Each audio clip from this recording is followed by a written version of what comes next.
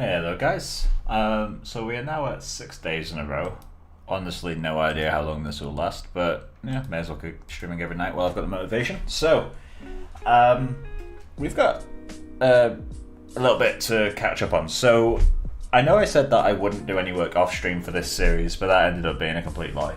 I've not done a huge amount on top of what was done off stream. It's literally, I think it was an hour, maybe an hour and a half, 2 hours work, something like that. It's not a huge amount. So the main thing I've worked on is the eye shaders and a little bit the modeling, but I've not done any sculpting or anything too major. So let me just show the latest renders. So I've got some test renders here. I've also added subsurface to the skin, but it's nothing special. It's literally just adding subsurface, no maps, nothing like that. Just to get a better feel for how the skin shader is working, well, how the skin sculpt is working. But yeah, so in terms of the eyes, what have we done? So these renders aren't the best for showing it, but I've just spent a little bit more time adjusting my shaders to be more quote-unquote physically correct. Things like the fluid inside the eye actually scattering light rather than just being transmissive. And something I've been playing about with, which is currently in a very block-out stage, is just out of curiosity, trying to see how I can do flash photography. We mentioned it in the stream last night, where it would be fun to kind of see how to do what's the word I'm looking for? Red eye in flash photography. So I've kind of got a working prototype of that blocked out this morning. So I've got some renders. This is the current eye shader with like quite a strong side light. So the HDR turned way down and the spotlight added, just to test kind of how the caustics and the subsurface are working. The subsurface isn't quite getting where I need it to go, to be honest. It's not spreading far enough, which to me suggests I don't have enough depth on the cornea. But that's something I can play about with. I've slightly changed the size of the iris, not the actual model, but the cornea kind of blend into the sclera. Because I found out that the average size of a iris is 12 millimeters, which is almost exactly half the. Well, it's the same as the radius of the eye, so it's about half the size of the eye visually. And then I've got some other tests. So this is the same eye shader from directly front on, and there's a very slight red glow to the pupil. I haven't quite figured out how to fully kill off light yet. But basically, the updated shader is I've replaced that lens shader that was a flat black originally. I've replaced that with a more correct model shape and a glassy material. I've adjusted the IOR. Apparently the IOR of it is like 1.417 or 57, something like that. So I've replaced it with that and modeled it into the correct shape. And the nice side effect of that is it actually allows me to do correct light response. So if I was to turn down the HDR and put a flash light on the camera, we get actual red eye. The red color currently is coming from a proxy mesh, because obviously I plan on texturing and sclera to be red at the back anyway. If you don't know what red eye is, my understanding of it is that when a flash of a camera goes on, because the flash is coming from pretty much where the camera is viewing, that results in some light hitting hitting the back of the eye, which is obviously all red because it's fleshy, and then bouncing back out towards the light it came from. But because the camera is also there, you get red eye. So the only difference between these two is lighting, and same with this one. This is the same shaders, so it is working in a way that is correct. It's not just red all the time. I'm not flipping a switch or turning on any texture blends. It's just I've got light to hit the back of the eye. As I said, the actual red color itself currently is coming from just a sphere I've cut in half and given a red fleshy shader. But that will be deleted and replaced with a texture from the sclera as soon as I get into texturing it. But yeah, so we're getting something that's a lot more physically accurate now. The bump on the eyes is way too strong. I really need to fix that. But yeah, overall, it's working relatively well. I might fix the bump on the eye now, just because it's a nice quick thing to fix. And then I plan on doing a little bit more sculpting of the skin. So let's get into it. So first off, I'm just going to fix the eye.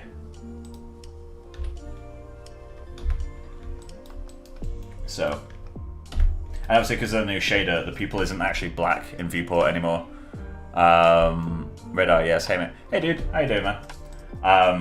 And yeah, so the actual red is no longer coming from the black of the pupil is no longer visible in viewport because we're seeing the back of the eye like what is physically accurate. And if I show the red sphere, this is the red sphere. It's literally just again, it's temp and it's just sat at the back of the eye. So once we've textured the sclera, we're going to get that red eye effect again. Yeah, so I'm going to keep that visible for a little bit. Let's just go into the perspective camera. And I'm just going to turn down the brightness of the sky dome. Cool. So now we've got the same lighting setup as we had for that caustic render that I did. Let's just put that on. Cool. So we need to get the bump on the sclera sorted, so let's get that going. And obviously I'll be texturing the sclera at some point. Not for a little while, I don't think. But because I kind of want to get the skin working and I need to get the clothing blocked out as well. So let's just go panel. What's the bit I'm looking for? Hype shade. And then let's just grab that. Cool. And then we want to grab that displacement, which is this guy. And I'm just going to pick a region. As a temporary measure, I'm going to go to render debug shading, set that to lighting, just because it renders a lot quicker. And let's just fix a few of these things. So let's go to 8, 8, and 8. I just want to increase the size of it before I start doing anything with roughness. 6, 6, and 6. It's increasing the size. A nice thing about frequency, it has a visual effect on amplitude. So that might be enough to make it feel weaker. So let's just set this back to disabled. And give that a moment to render out. And then we'll get into ZBrush.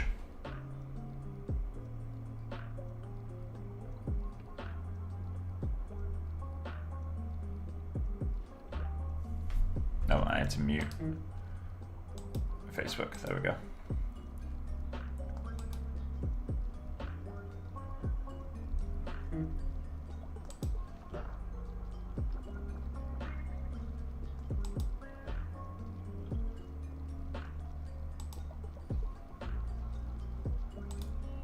Cool, let me move my phone so it's not making too much noise. That looks like it's a lot better now. I do have to do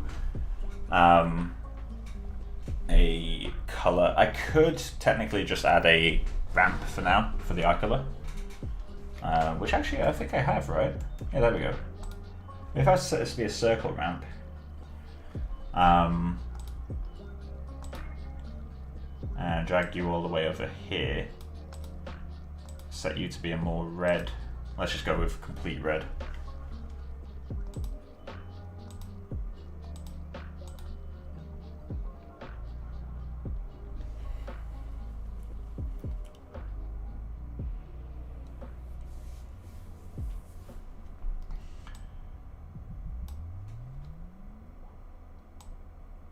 I need to find none. Let's just set this to black. I need to find the edge of the cornea, which is there. Set this back to smooth. Oh, let's find his position.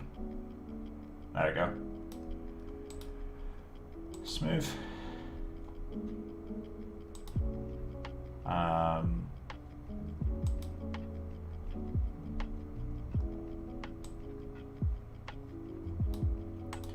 Let's find a nicer color for that.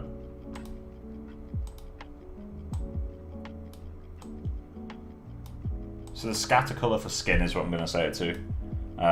Which, if you don't know, scatter color for skin is just a value of 1, a value of 0.35, and it's obviously approximate, and it's for white skin. But there we go. That is apparently the scatter color for skin. So that's the color I'm going to keep that at. Could make it a little bit more red, a little bit more pinky, so let's just go to HSV there.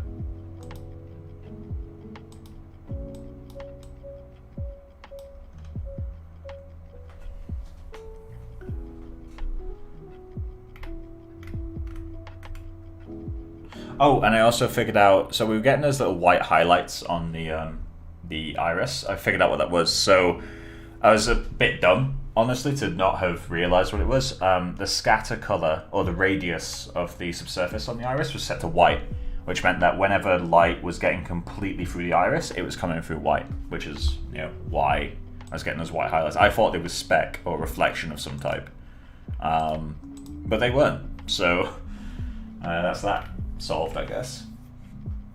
I guess this will do as a proxy texture. Actually, out of curiosity, does this now mean we have eyes red at the back? It does. So now, in theory, we can actually get rid of this geometry and put the area light in front. So I'm just gonna 0, 0, 0, 0, and 0.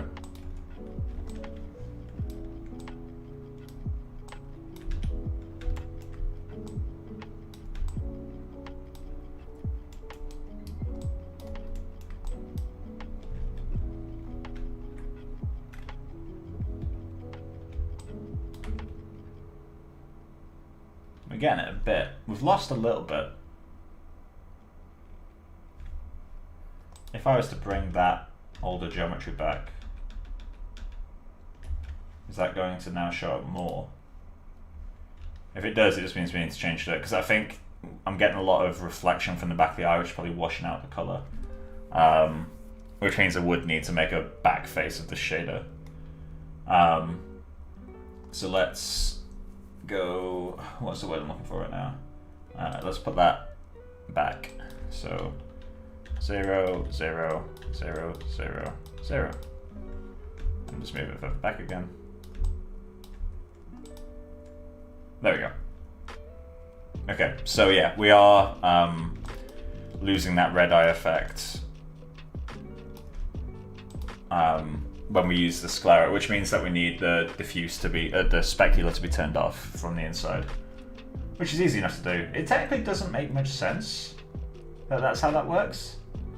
Although it does make sense, why do I think that wouldn't? Because it's inside the eye. So yeah, to get correct response, then we need to turn off specular and back faces. That's an easy enough thing to do. But yeah, so we're starting to get something that actually acts correctly, which is nice.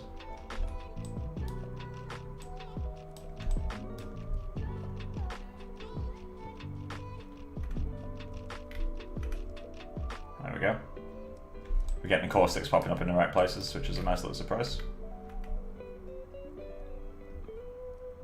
Also, random guy, what is your name? He's a random guy.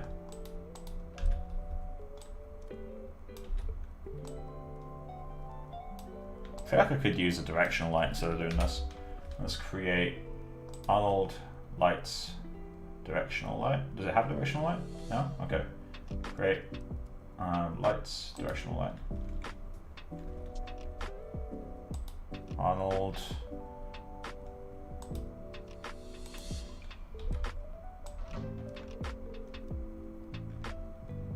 What the hell is that?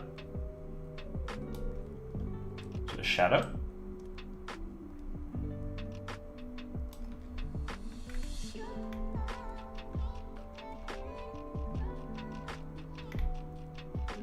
Directional lights are so cool.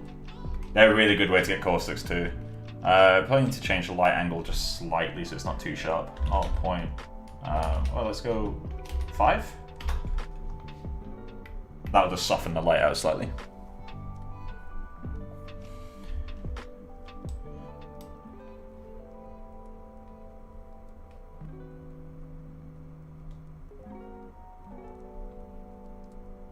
So we're able to get red eye now from lighting it from the back. I guess it's because there's nothing there to block it.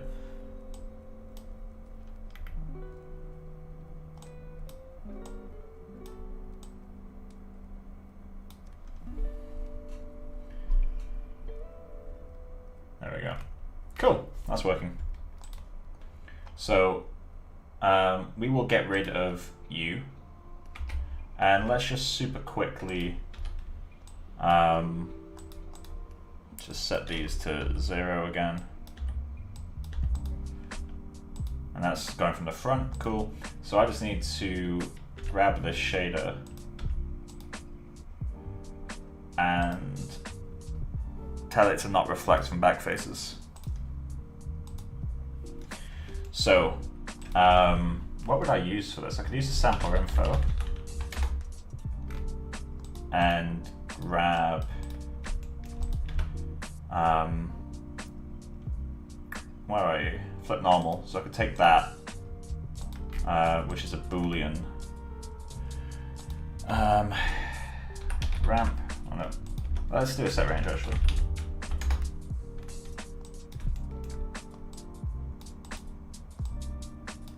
Cool. And then, so that's going to return 1 if it's flipped. So let's go old 1. And then we just want this to be 1 now. So now that returns 1 if the object is facing us. So now we can get the specular color, which is just set to a flat value currently. Oh, it's set to a flat value of white, so let's just plug that in, specular color. So that now means that there's no reflection on the inside, and there is reflection on the outside. Unless I've got that wrong. I might have got that wrong.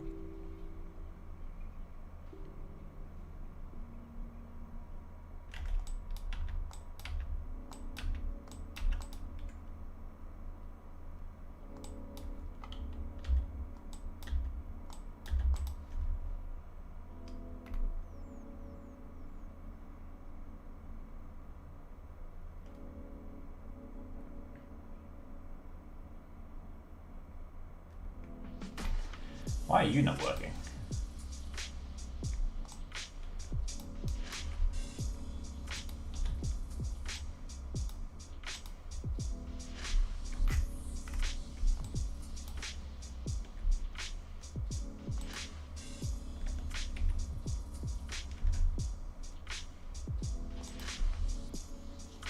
You may have to come back to this.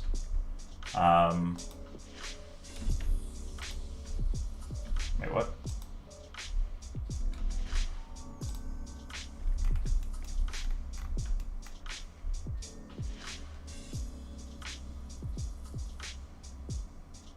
Did I put that in the wrong geometry?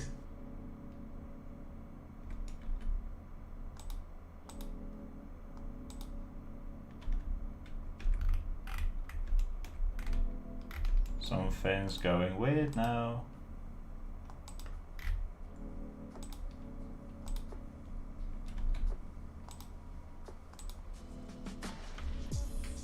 Yeah, graph isn't working anymore.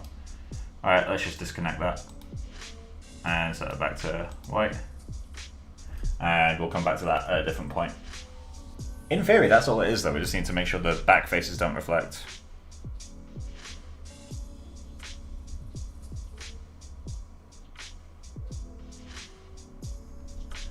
At least the professor doesn't take away points from me chatting. I like it when people are chatty in the chat. It gets really boring when I'm the only one talking. Either way, we have an eye, and I'm pretty happy with how that's turned out. So let's get rid of directional light, show you again, go to Pierrot, which isn't how you pronounce it, but still. And then let's just quickly correct this. There we go. Right, so let's get into... Oh, we're actually getting some redness at the sides now, aren't we? Good. Maybe it's a little bit too little. I might need a little bit more redness to seep in, but not end of the world. So, ZBrush. I'm gonna do a lot of sculpting. While that opens, I need to go find some nice ref. So I'm just gonna search old man. And let's just open file. Let's go to projects, personal work, ZBrush, sculpt.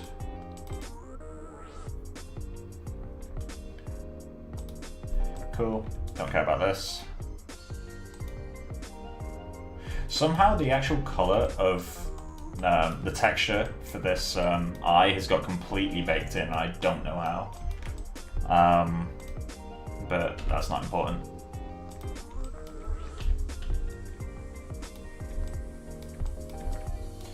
So strictly speaking, I should go grab the eyes. Yeah, let's grab the eye meshes. File.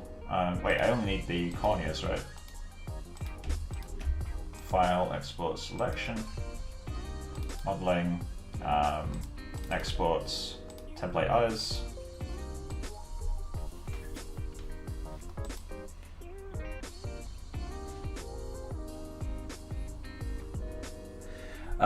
Hearing you talk about this is enlightening.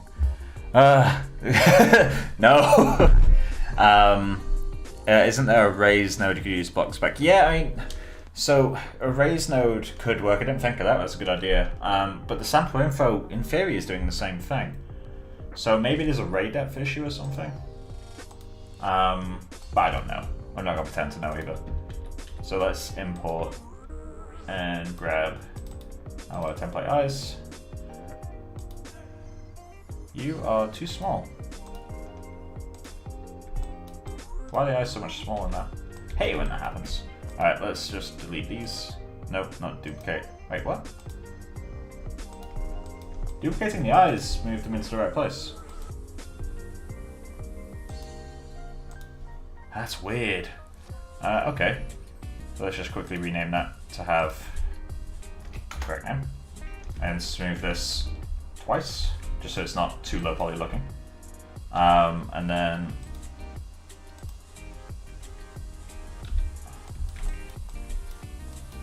cool. So we need to do some sculpting. And I will need to bring the tongue in at some point. I also need to get the tongue in the same UVs. And the same model even. So, what aspect is weakest? I feel like this area is the weakest one right now. Let's just get in that old man Google. So, obviously, it's going to be difficult to find someone who looks like him, because he does appear to have had a stroke. But we can find general references, and obviously we're going to be covering most of this later on, but I'm just going to have that open my other screen. And then, yeah, let's just move on with this.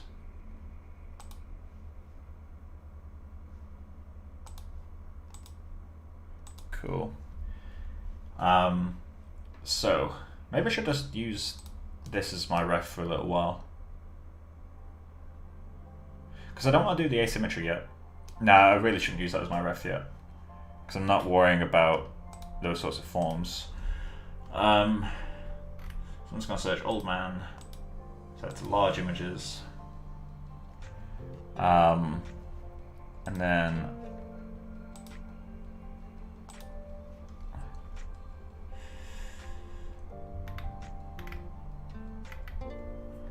what's going to be? Oh, Gary Oldman, yeah, of course. This guy's got a really interesting face. Okay, I'm going to use him as one of the refs, so let me just drag that into my refs.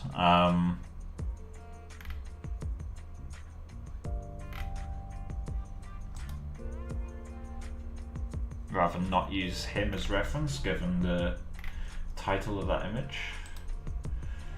What a piece of shit. I'm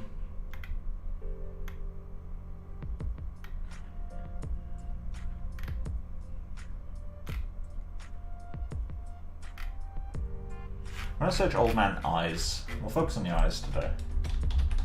As in the area around the eyes, not the actual eyeballs themselves.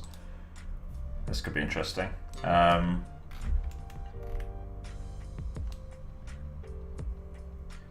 So this hooded eye thing is going to be helpful. So let's just grab that. And that one's kind of helpful.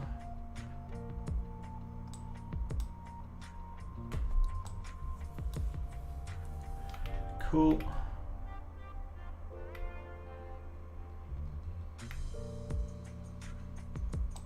That one's nice. Bring that in.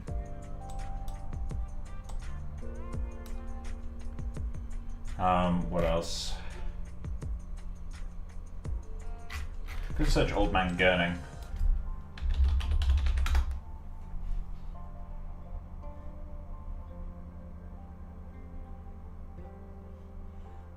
Okay, this isn't the facial expression I thought it would be.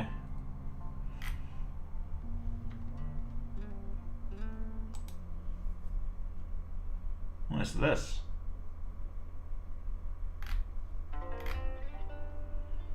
Okay, what's the name of this facial expression then?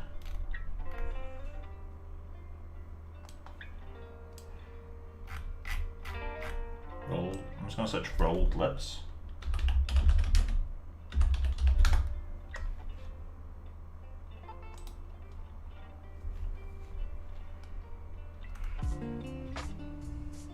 God, that's really why is googling this so unnerving? Okay, I'm gonna is this helpful ref? Oh, there we go. That's really helpful. Just grab that.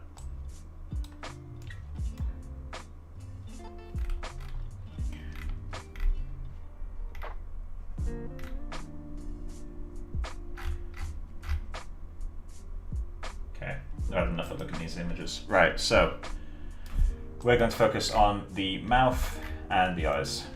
That's going to be a target for today's stream. So,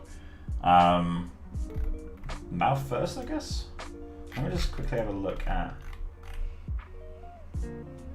Firstly, we can't rely on it too much because this is a different pose, but we can look at how the lips are rolled, maybe what the corners do, what the bit below that does. So, let's just move this over to the other screen so I've got a bit more real estate.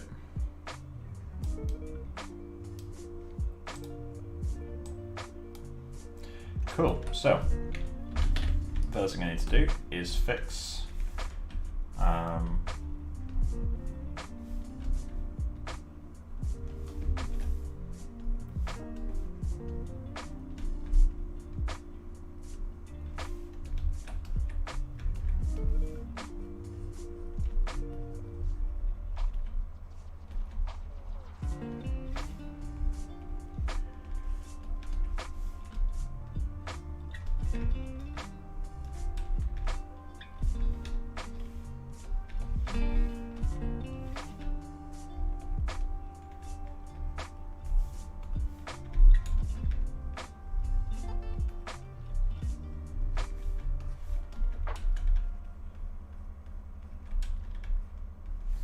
gonna try no alpha for a little bit.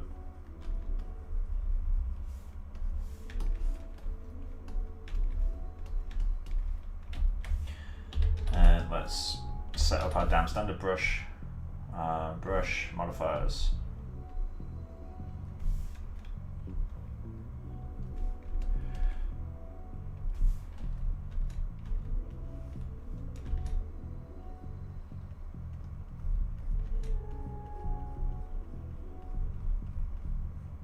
Just sketching out where the lip goes.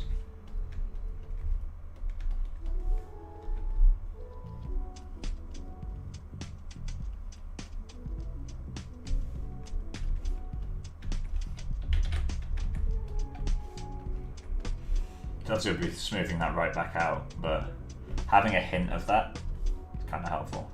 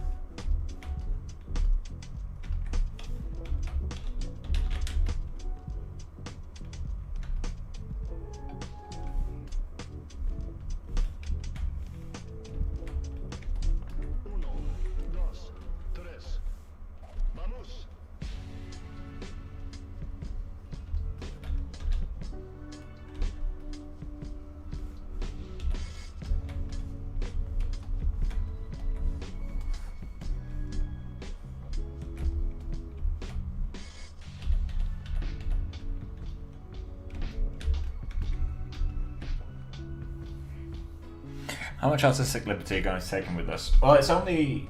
It's a pretty loose painting, so I have to take quite a lot. But I don't know where I'm going to draw the line yet. That is too defined.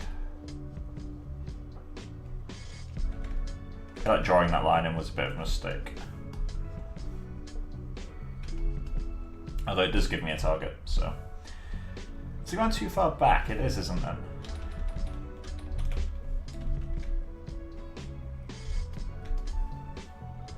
That's going to render properties. Shadows is off. Alright, cool.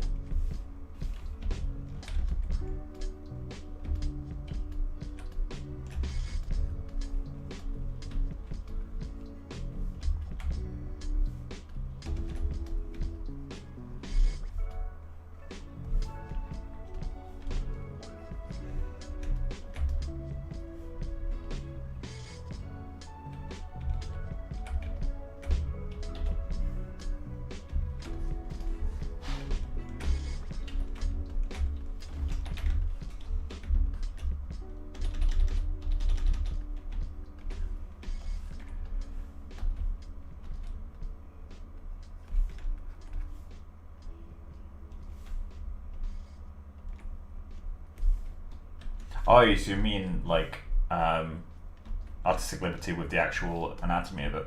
Probably a fair amount. I don't know how much yet, but...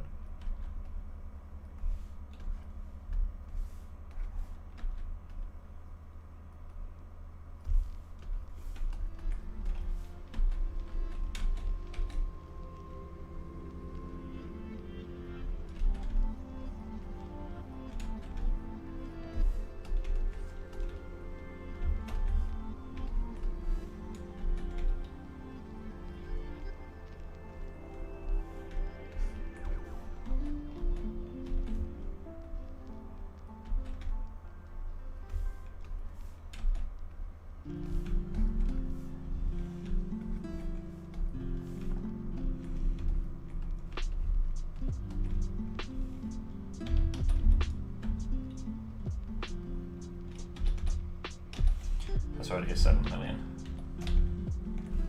I need to define these wrinkles a little bit more. How defined were the wrinkles on? Not very defined. I might legit have to push into the asymmetrical stuff earlier than I want to.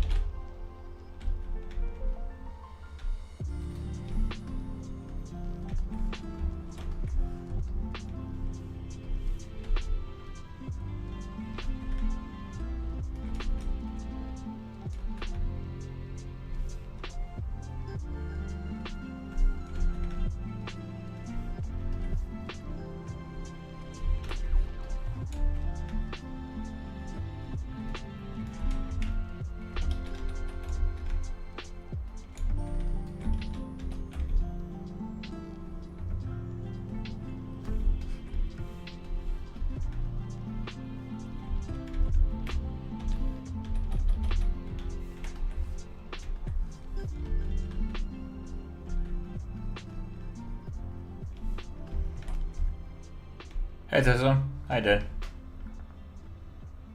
Are you going to use Mari for texturing or HD geometry? Using HD geometry for texturing? You mean just getting high res? I'll be using Mari because the texturing in this project is way too complex to not use Mari. Like I'm gonna need the layering Gonna need the layering for this project to work.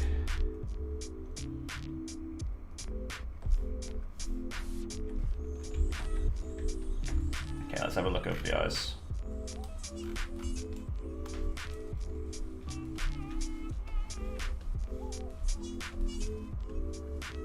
So we're gonna need to adjust the thickness of these lids, aren't we?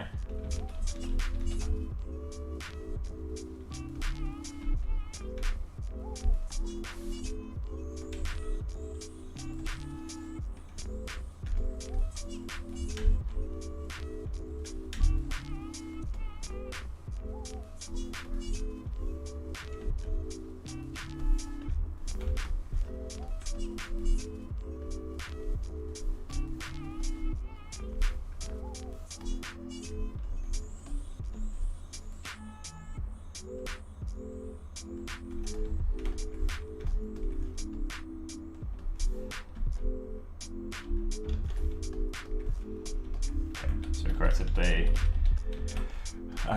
lids.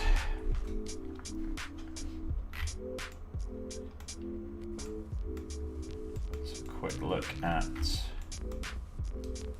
the bottom lid isn't as defined as I've made it, so I need to set that back a fair bit. I could look at this guy a bit. I feel like he's probably the closest match for the bottom lid. But either way, it needs to not be as defined as I've got it. Really like this guy's face. I know he's a criminal, but he's got a really interesting face. I just really hope it wasn't something too awful that he did. Because otherwise I feel bad for even enjoying looking at his face.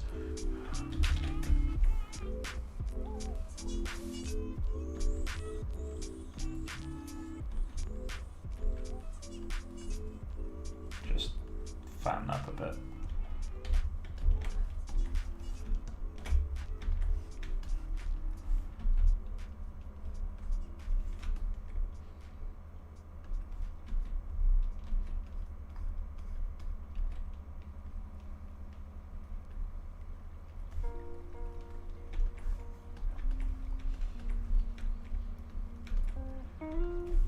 So we need a much nicer edge to this.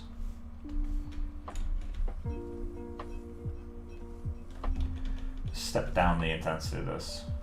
There we go, that's much easier to control. Oh, we really need to inflate that. Right, just fix that area in general. What's going on there?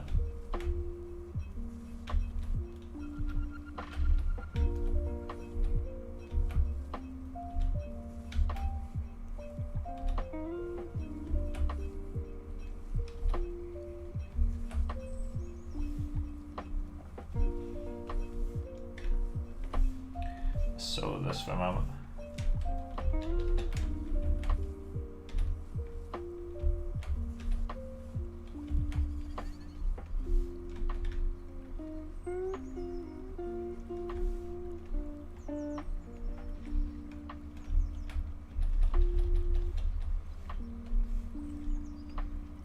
Alright, let's zoom in on this ref a little bit. This is the ref I'm looking at primarily. Although, what was the corner of his eyes like? Can't tell much, but it's not like this guy's. It's like close to this guy's. What's his scruncular doing?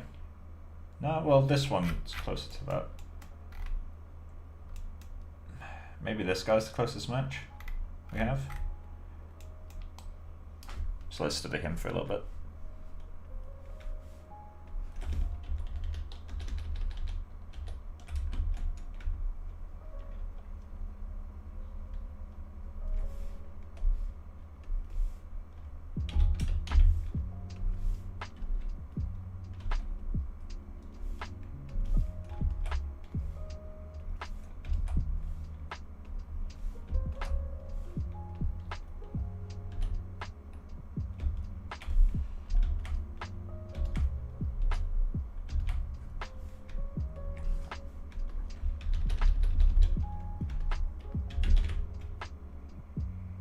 Eyelid issues drive me crazy. Yeah, they're not the easiest things to deal with.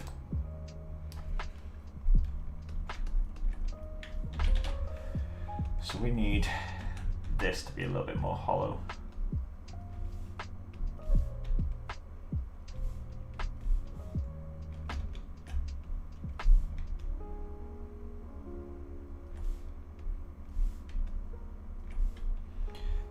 That top lid needs to be thickened up a little.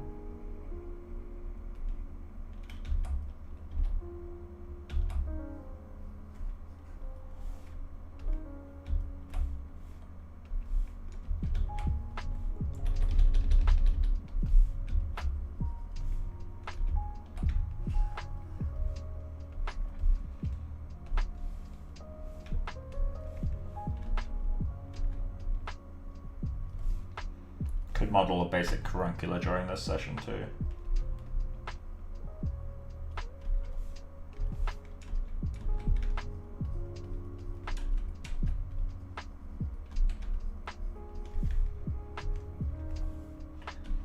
So this needs to not do that at all. Where did I get that from? Yeah, it's not visible. So I've got this random division here, but that's not visible in any refs. What is that? Might take a reference from him for that area. So I like the way that looks, where it's kind of got this like hollowed out little patch and then goes into like wrinkly skin. I like that. So let's give that a go. Again, I've just got the reference open on my other screen. So we're gonna blend this in. You've got more of a connection.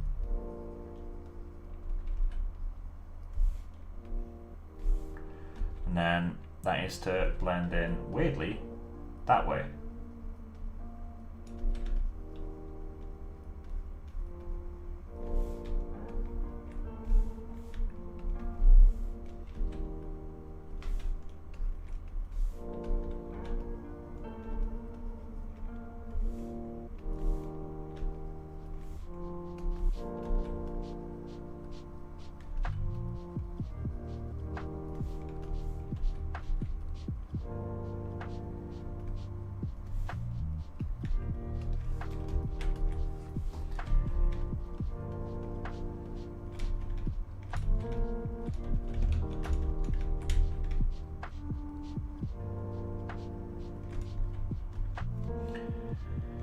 And that needs to be a steeper angle. So I'm just struggling to figure this out.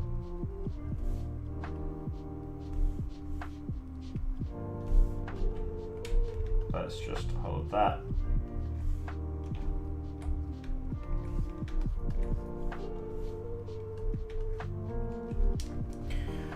And let's get a little bit more wrinkling going under the eye. So again, this is going to be my main reference for the eyes because I find that fascinating to look at. And we can get away with that on this side. This one needs to be more puffy, so we'll do that, but we can get away with this. So let's take ref from this guy.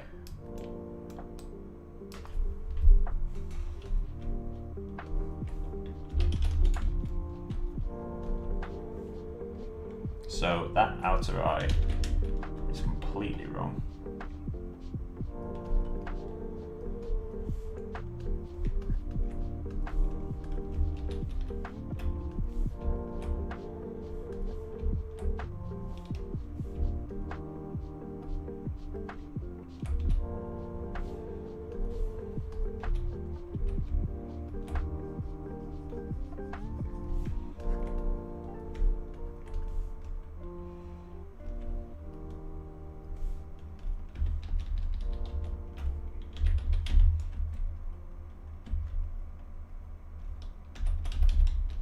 Sometimes you have to show your wireframe to see what you're sculpting properly.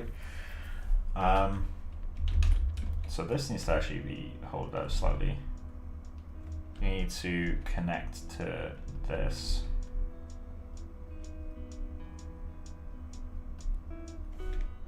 So it feels a bit more fleshy.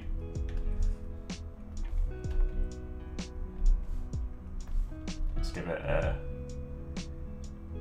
bit more down there.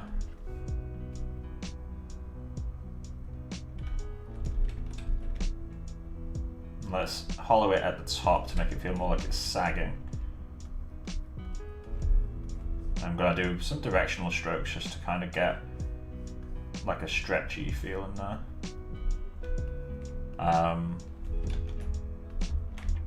And this needs to continue down for a little bit more, but that needs to be hollowed out.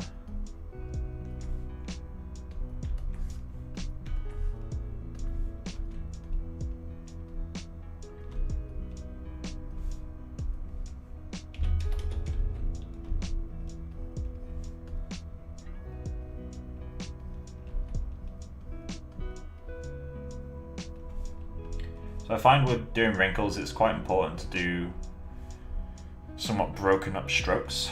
Smooth strokes don't work on these. Okay, so we got that. We need this to be a bit more hollow and this building up to it. I feel like the bottom lid is too large in general, so we might have to do that.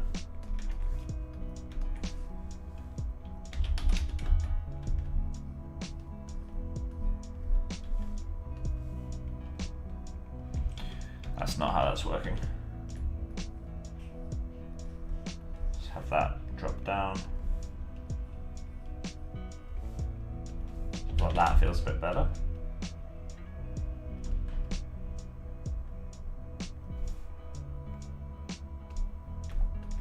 Let's just define that bottom bag a little bit better.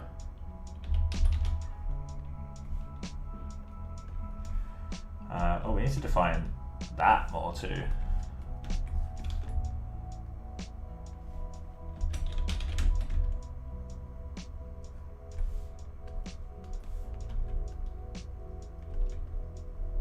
It's the orbital of the eye, I believe.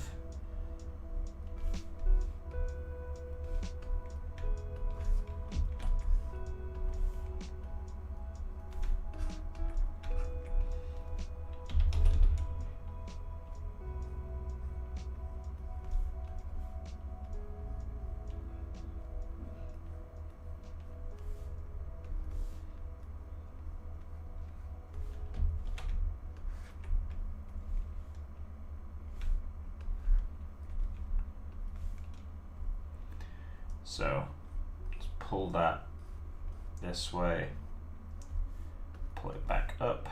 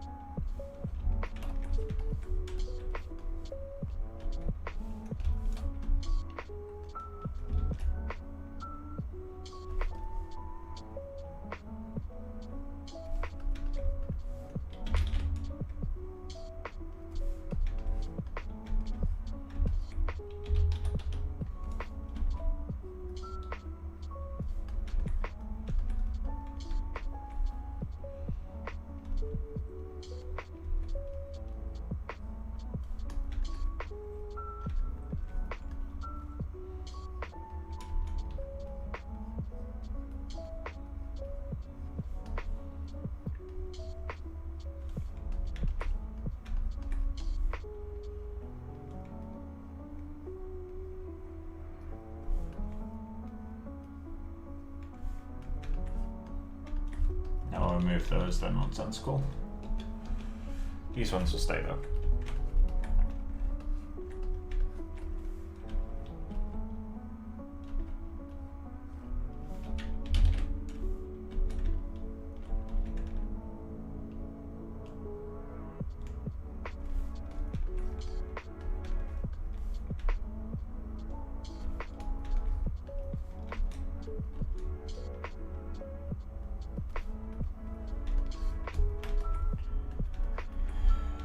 Cool, so let's make this feel not as flat.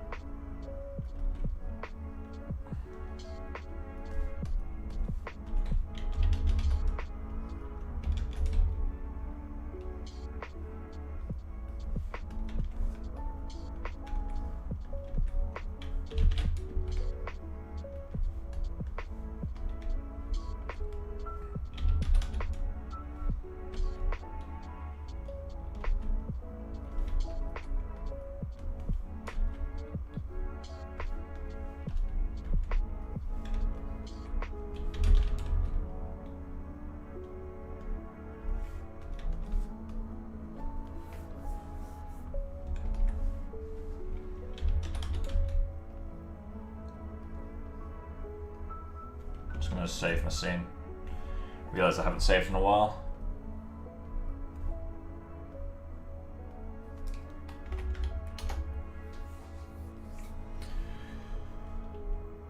Oh, I need to keep forgetting to do this. For some reason my undo history keeps allowing itself to save.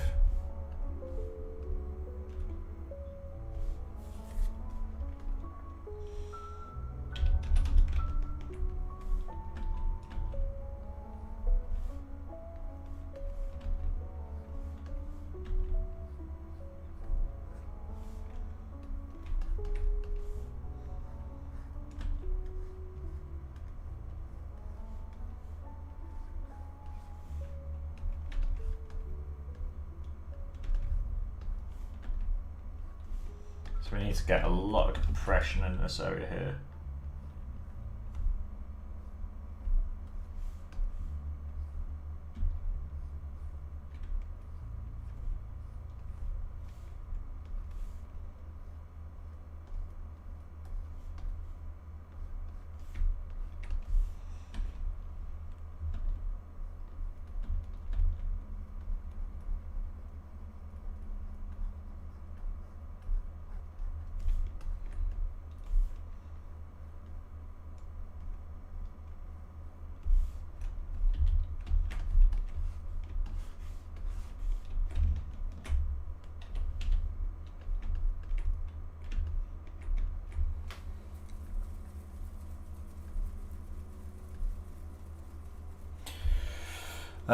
Right, so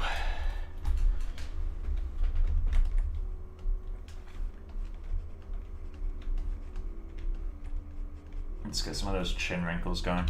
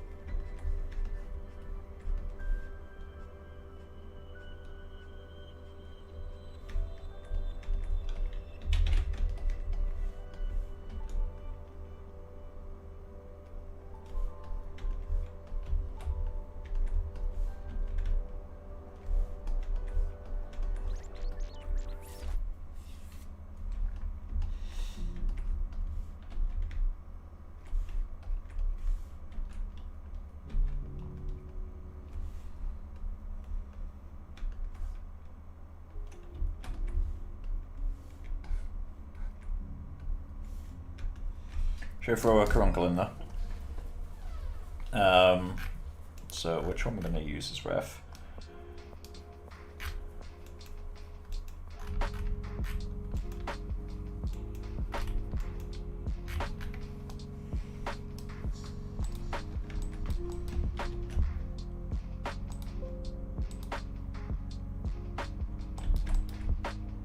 Append.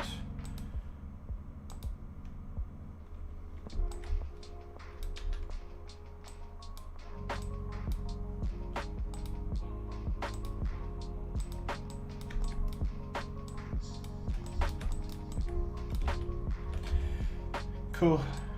Geometry. Modified topology, mirror and weld.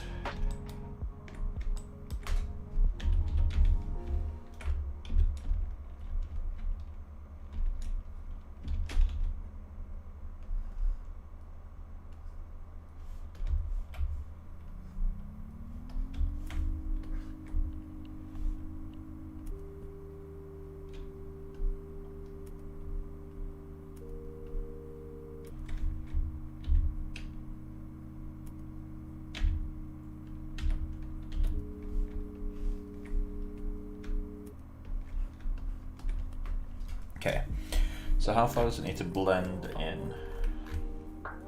It goes pretty far. At least on this side, I can't see it on that side. That side's going to basically require remodeling a lot of this. You can't see his carunculus. Can't see his. Can't see his. Can't see his. This one's the most similar to the eye I've got, so I'm going to use that. It's mostly a smooth mesh, to be honest.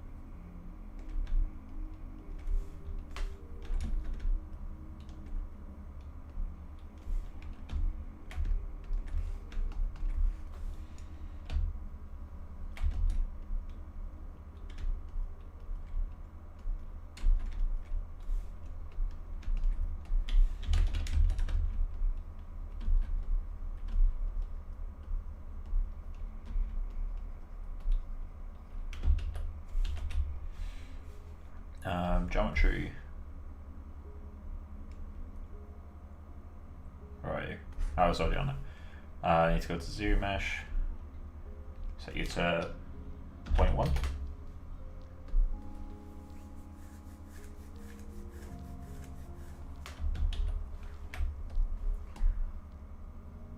It's good enough.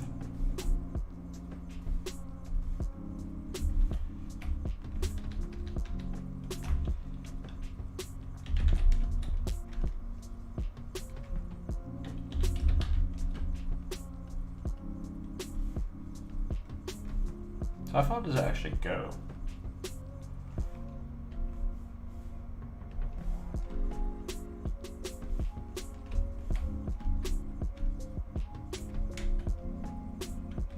Okay, now we need to sculpt the eye around it.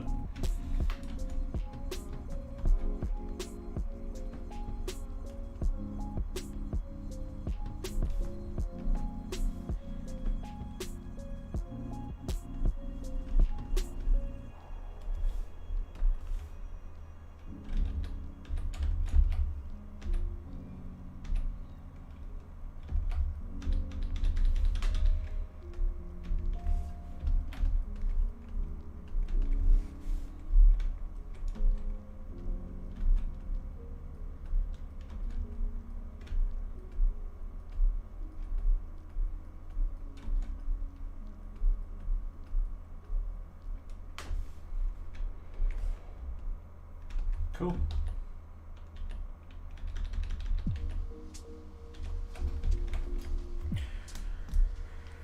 How far it goes depends on the eye depth, really. Yeah, it probably does. So let's export this. Go to exports. Nope. Exports.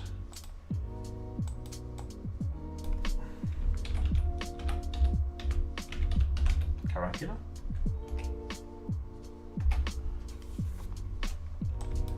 Cool. I think that'll do as a test for the skin. I need to get the tongue going as well. Kind of want to fix this. That's lining up too well for my taste.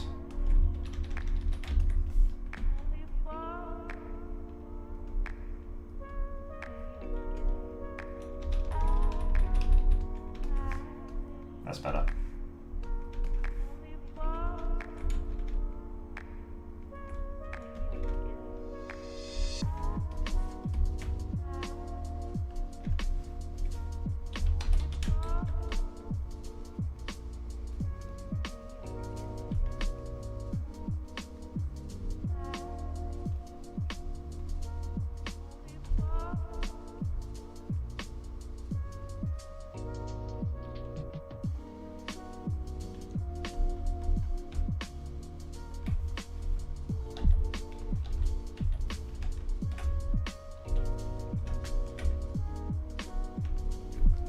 Cool, so let's save the scene.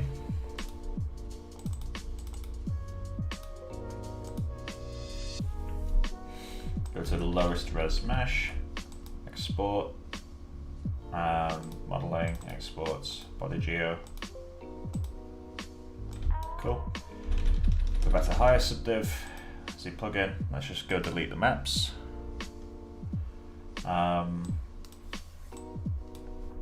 Go to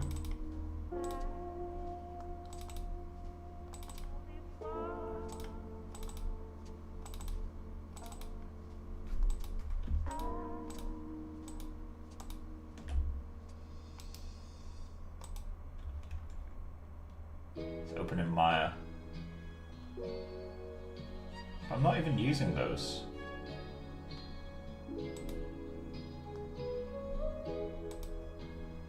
Can I clear the cache? Flush caches, all.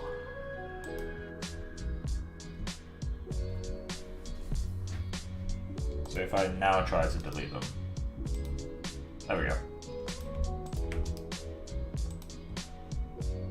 So that's what I need to do. Cool. Z plugin. Decimate, no, not decimation. Multi-map exporter. Displacement. Cool.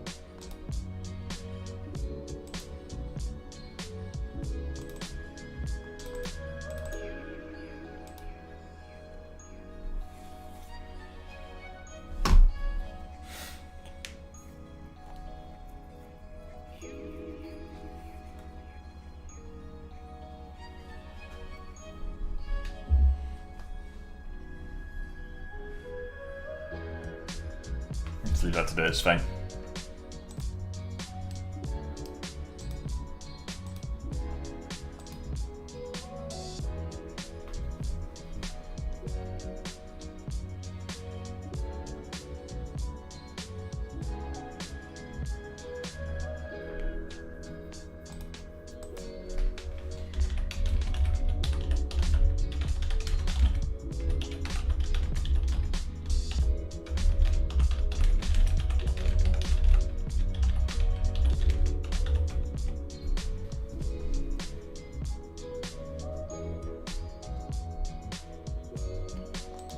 So, is that done? Okay, that's done. So let's get into Maya. I want to import the models. So I need to bring in the caruncular. And I need to call that I caruncular geo. Modify I know, Windows General Letters namespace.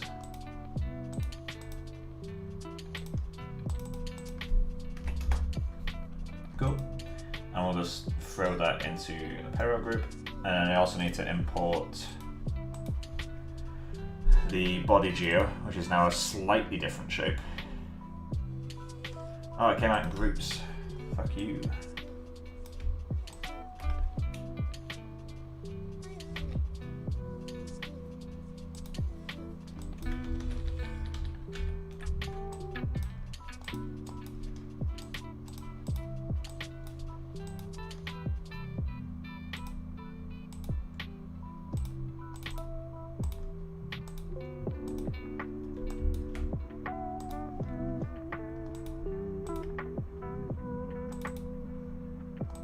Okay, so now press 6. Yeah, so they're different shapes. Good.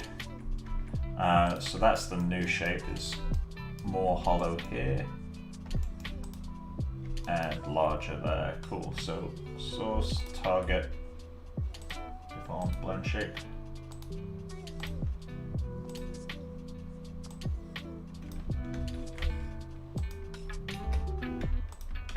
Cool. And let's throw a shader on this. Assign new material, shader, standard surface, I,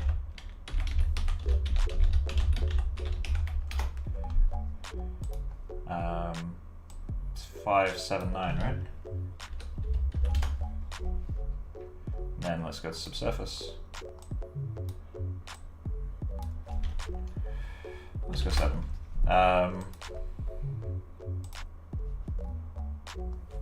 And radius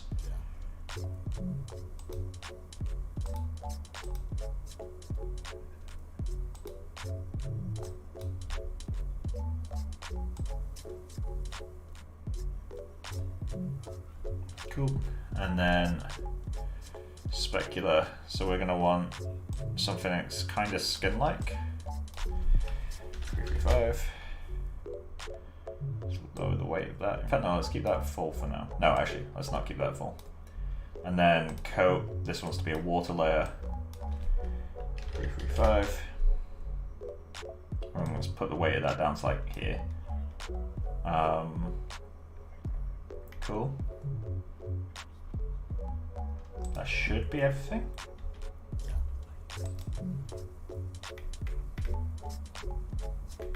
So this has got to recache all the textures now.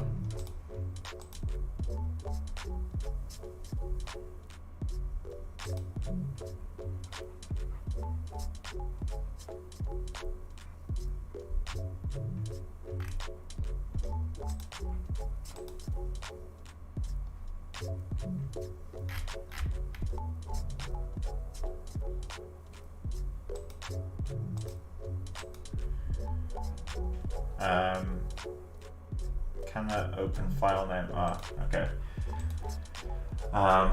Text editor. Thought it's taking a while.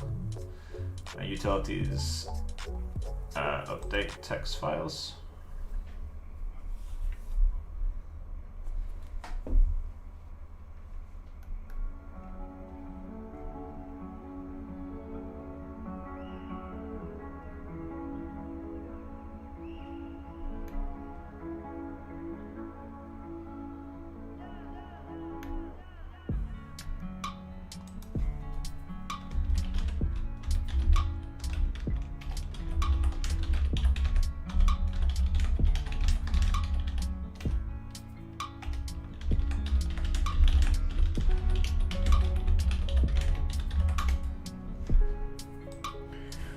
Replying to someone on Facebook.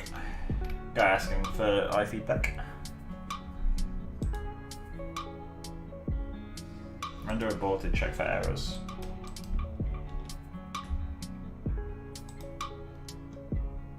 So it's made the text files.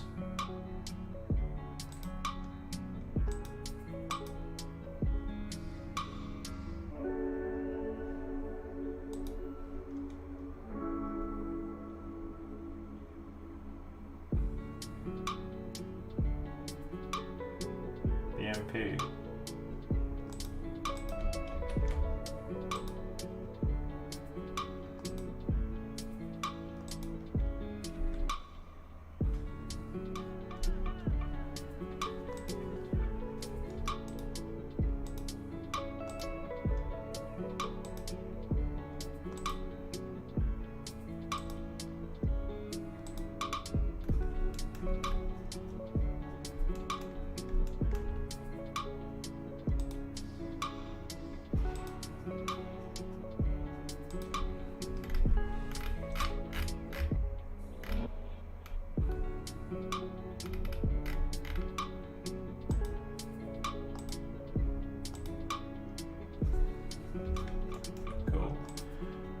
connected to that, right? No?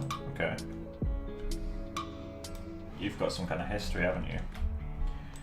Windows, enter.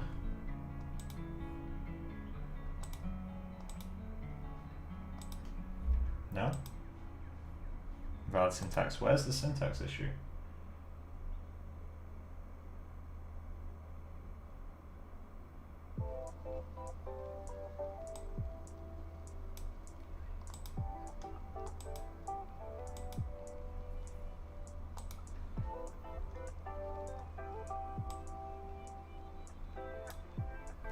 There we go.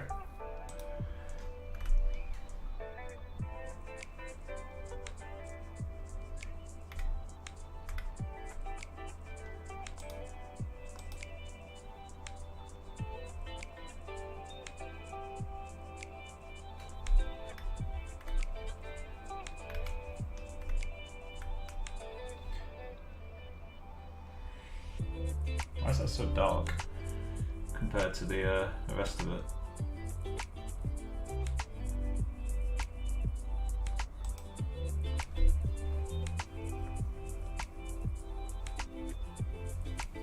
Oh, subsurface radius is set too high.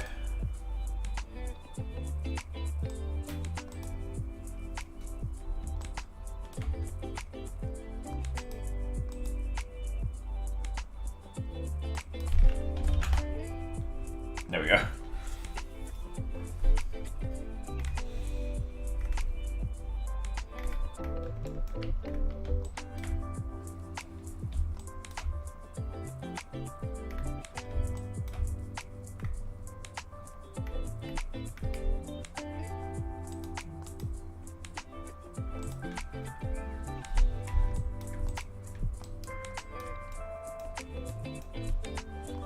Check the sequence cam second frame.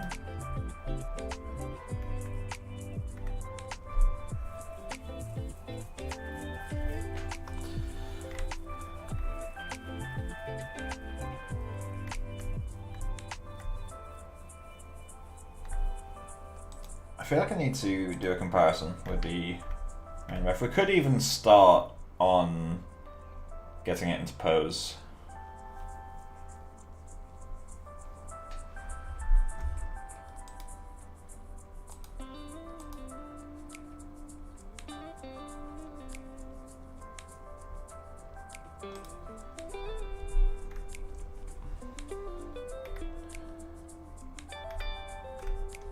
I could just continue working on the skin sculpt.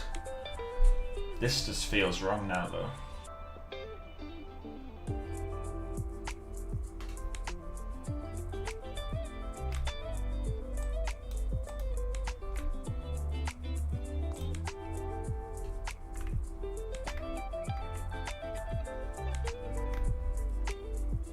Should probably work on the tongue a little bit, right? Let's go get the tongue in. So here's a question. Should the tongue be part of the same mesh as the head? As in, same UV set? I feel like it should be. So let's just, where are you? Mapping. I don't know why, it doesn't really matter how we do it. I'm just gonna cut it in half. Cut. Unfold, layout, and then let's select you and the head.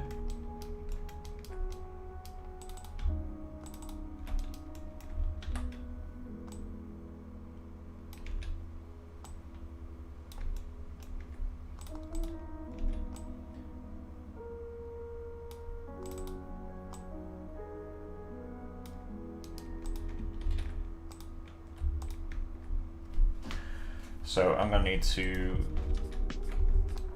combine these. Just save and save again. Combine the meshes. And then it's got two materials on it now, so let's just reassign that skin. And call this body geo.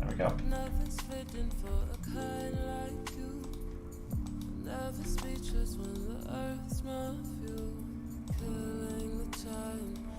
So I need to match those up, don't I?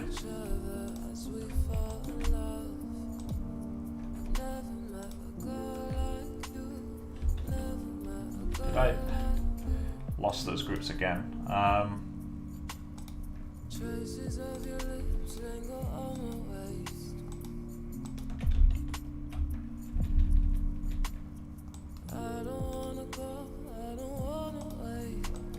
Okay, so I need to match this up mostly manually because I don't think you can project if parties are still hidden.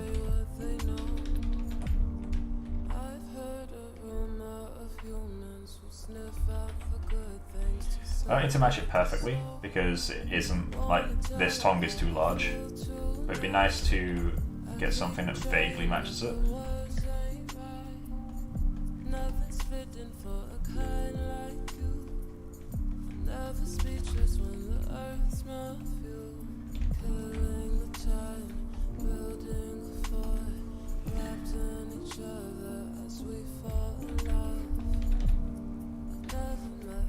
Cool, so I do have a ref of someone doing that face, which is this guy. Cannot see shit. Honestly, I don't even know which side of the tongue we're seeing. I think this is the back, because it's that little kind of tendon thing. Well, it's not a tendon. Some kind of fleshy attachment that sits on the bottom of your tongue. So I'm going to have to go find some tongue images. This is going to be a great little Google. I foresee no horrible images. Yep, I'm going to keep these off stream because most of the images aren't that nice to look at. I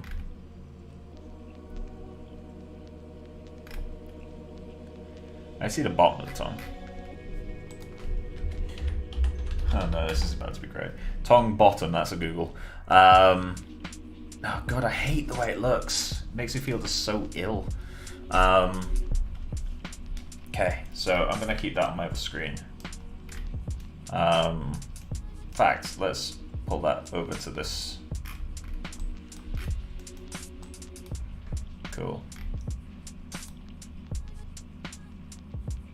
Most of them are piercings, like most of the references. That's enough of that. Cool. So I've got reference up on my other screen.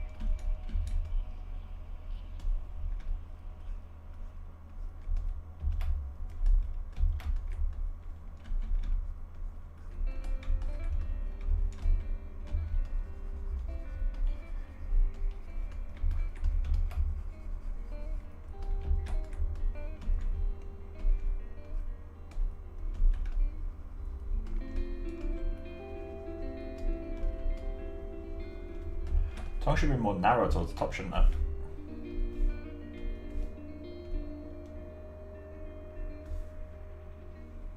Let's just delete that.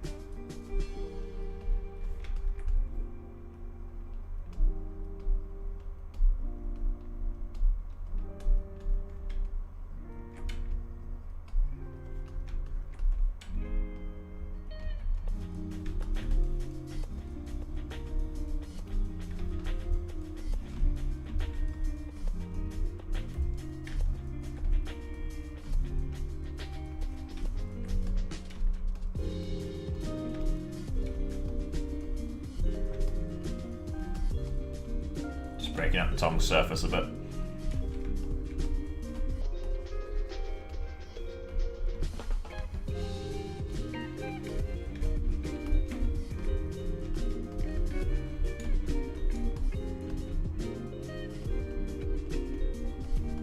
I know the actual anatomy of the tongue is.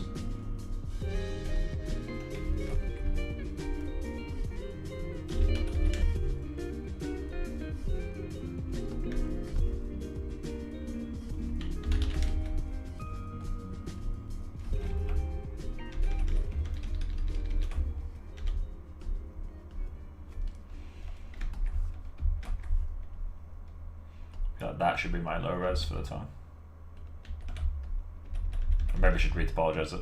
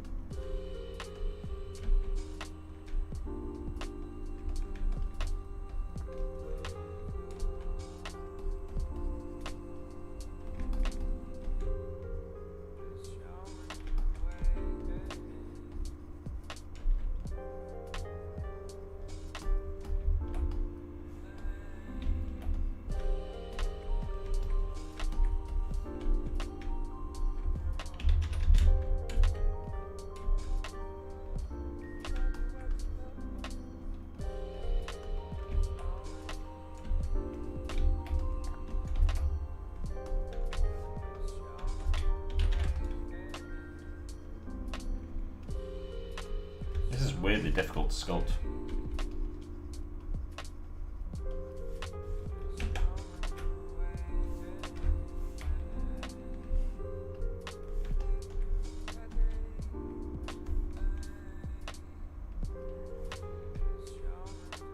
Okay, and tongue has a lot of speckly bits, right? So let's do the classic way that everyone does skin pores when they first start ZBrush, because that would be actually quite effective at doing this.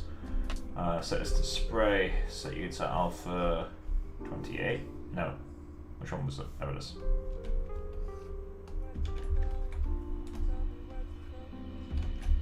That's at the highest res, so I can't do much about that. I feel like we should bring this back in the second highest amount of polygons, or maybe do something with this, but because I can't go another subdiv, like.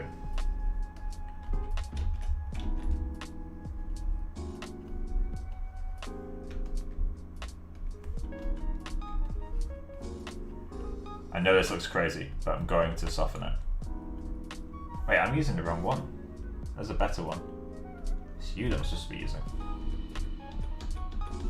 Granted, it's still too low poly to actually work, but I'm just going to do this and then smooth it, basically.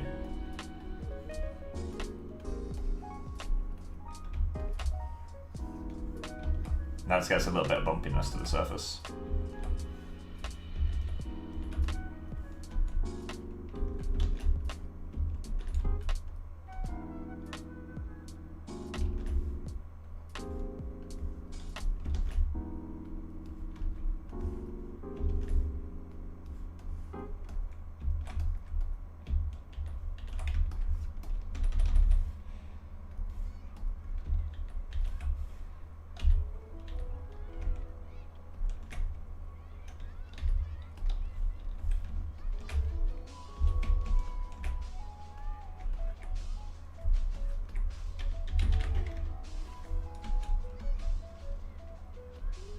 Let's just smooth out a few areas.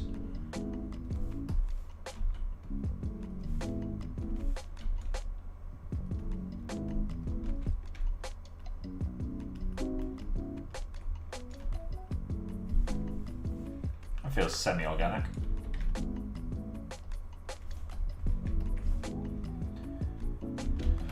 The rest will be taken care of when we add specular and that sort of stuff.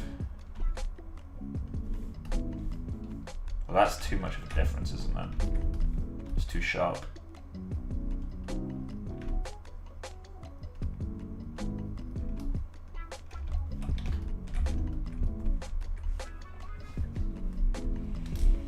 That's good enough.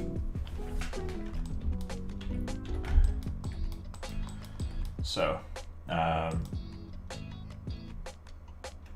let's go to low res, export selection, let's just check. Cool.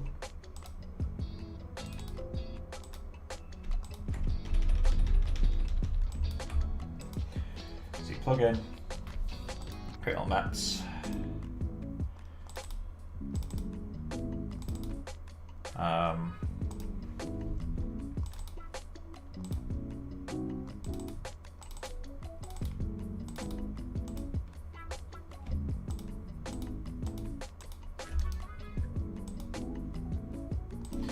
Okay.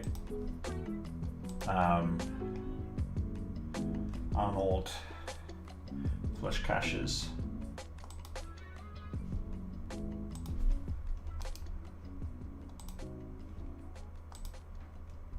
Cool.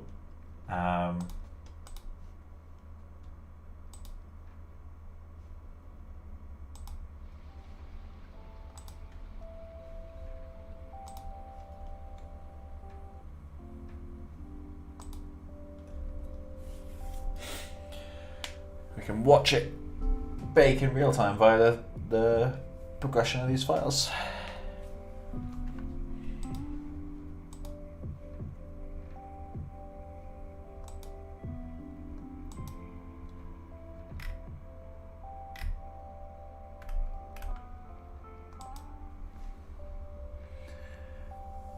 It's almost done, right?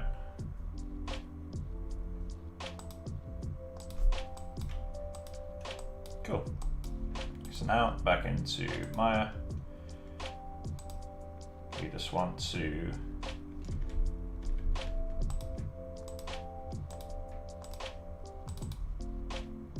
reload.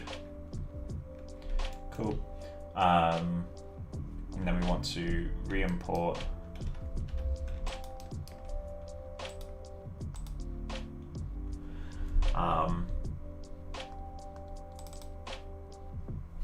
then target, source target, deform, bun shape.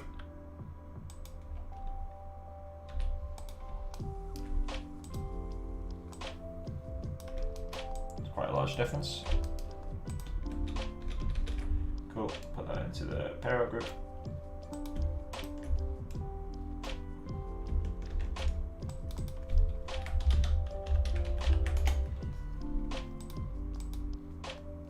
Are these?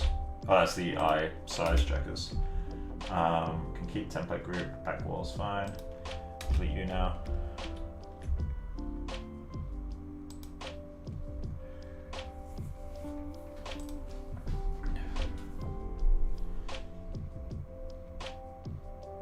There we go.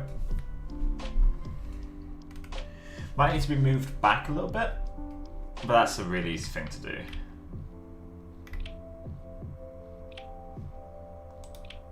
So we can check that through the sequence count. Frame 3. Kind of want to sculpt the gums next.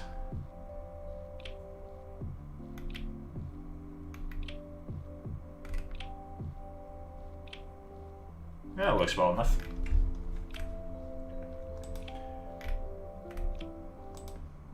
Feel like we should go into RefCam. Image plane.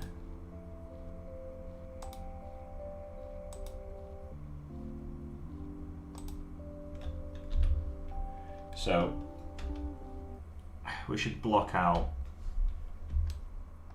the this shit. So let's go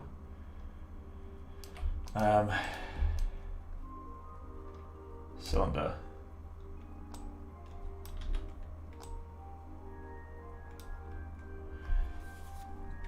Then, what's the thing I'm looking for? Go back into perspective.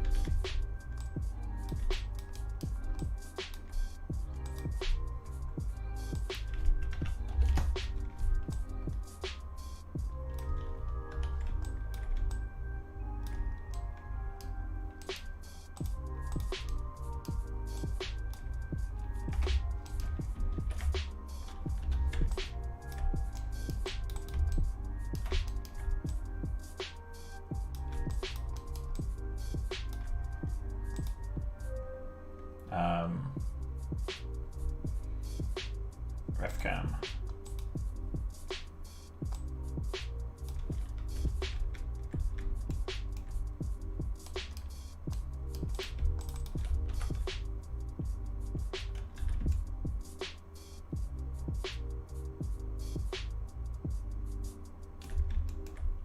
Just hide power group.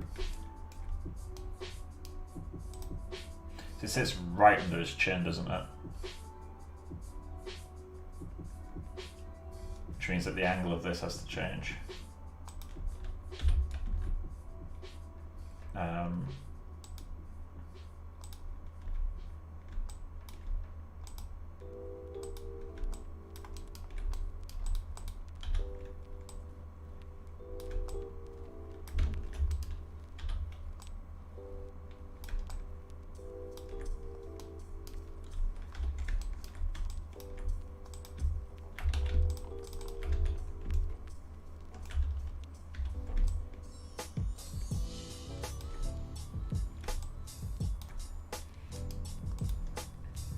Symmetry, topology.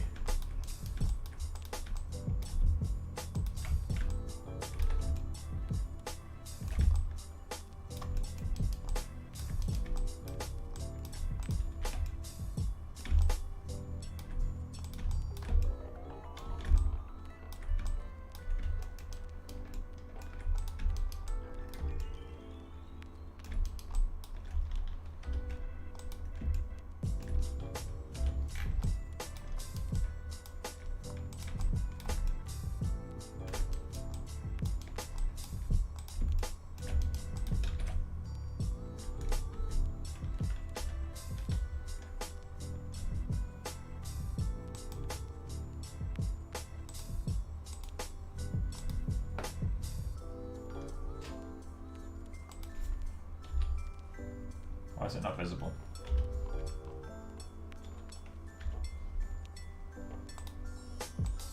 Where's the light on? Oh, where's the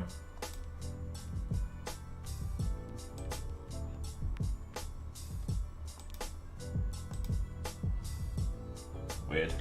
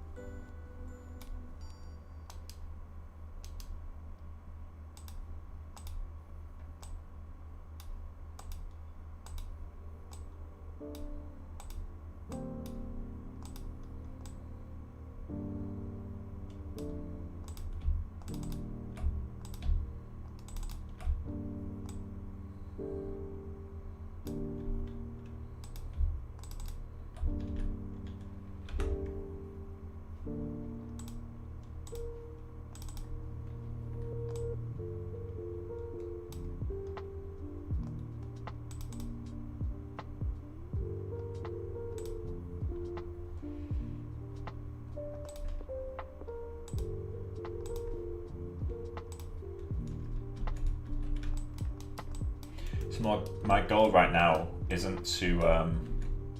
Why does that keep happening? Let me just set this to be all views. My goal right now isn't to make this match in every view. It's to just figure out the general position of everything. Like, did they ever do this? Like, did the collars ever come up like that? And I guess you could argue, well, his shoulders are higher actually, like considerably. Like he's got kind of shrugged up a bit, or like shrugged forward. Which means that this is likely in the wrong place too, but...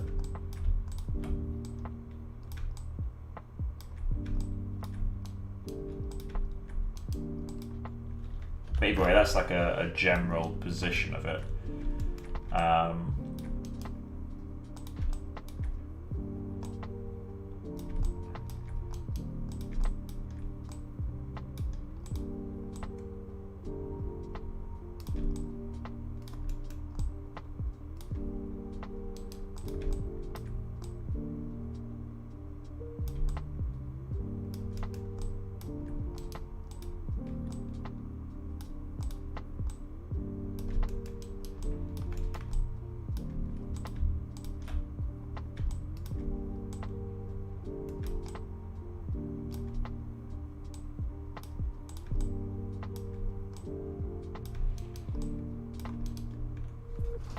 So my question to myself now is, am I going to actually try to match this? Or am I going to be merciful to myself and just say, make something like it?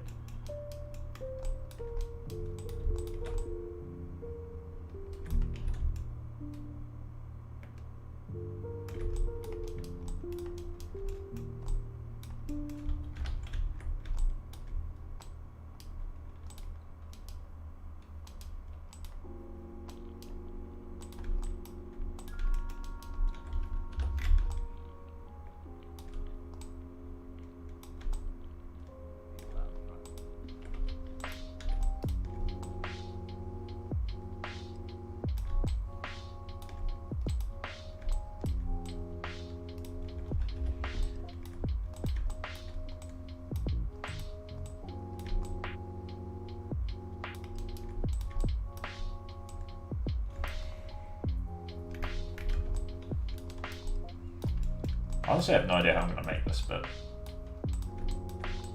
Like, I do have a idea, but I have no idea how well it will work. Which is always a lovely part of this job.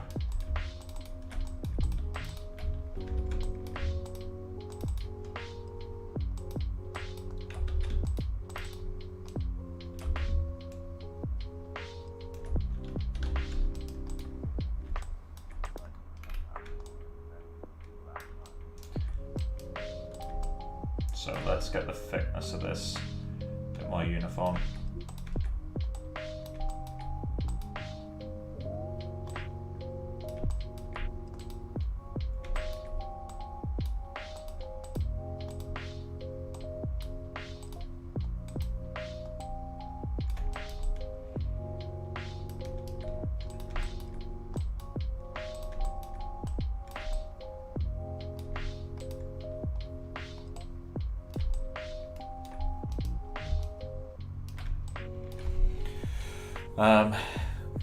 Right. What's going to be the best way to do this?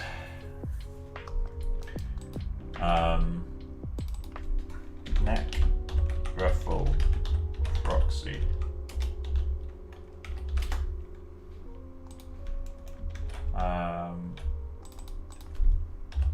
Geo.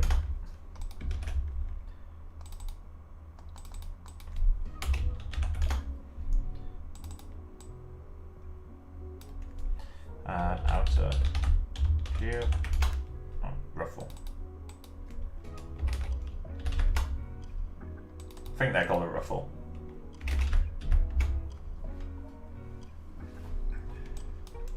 So this is the outer geo. So all I'm going to do for this is collapse edges.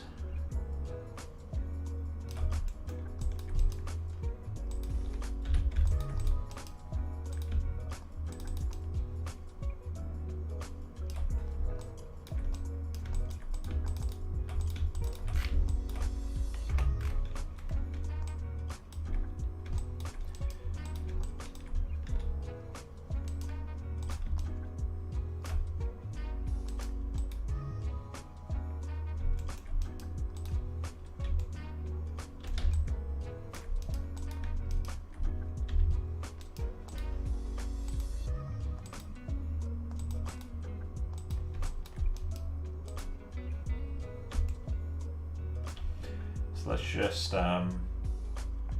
hide, where is it? Hide Pierrot group.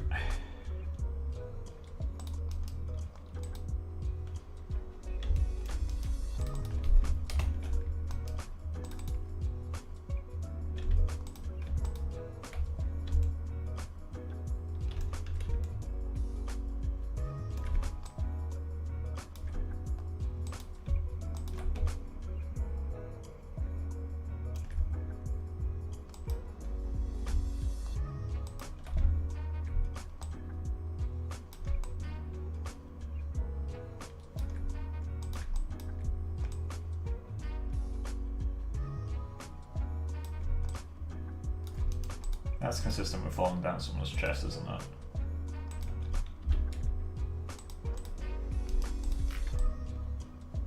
Feels like it's in the wrong place though. Feels like it should be like back here or something. And like way taller.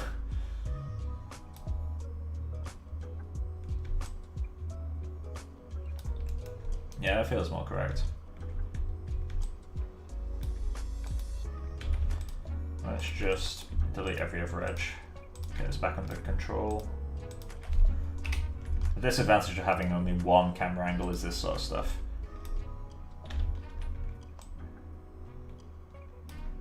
Let's just delete the power grip again.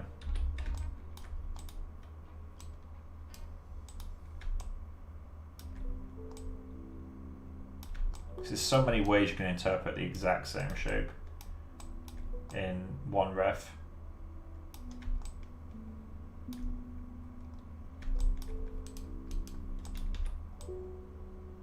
But then that side fights us on that. Okay, how can I get these to match on both sides? Like that.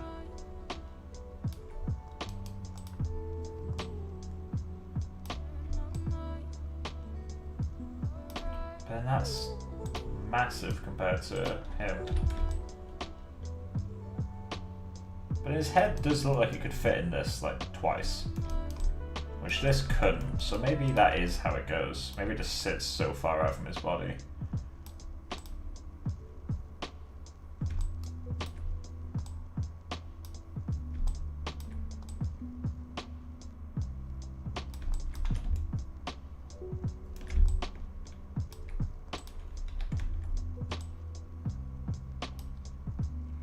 Are you skilled in that part or using Marvelous? Neither. I'm going to try to Maya model it. I feel that would be the easiest way. Let's delete that loop.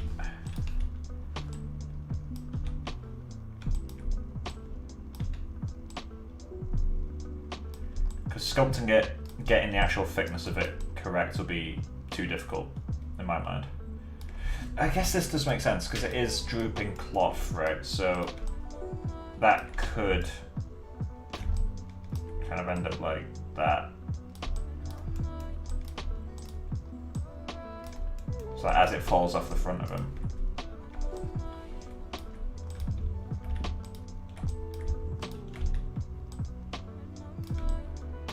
And that could be...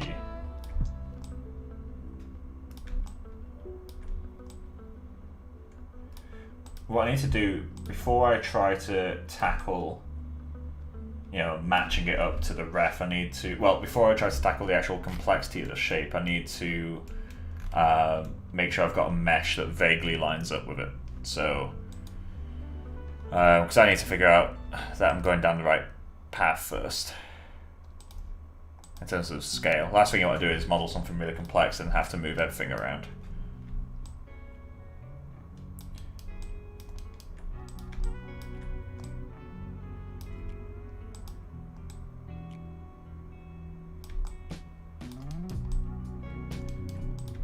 Something like that is kind of alright.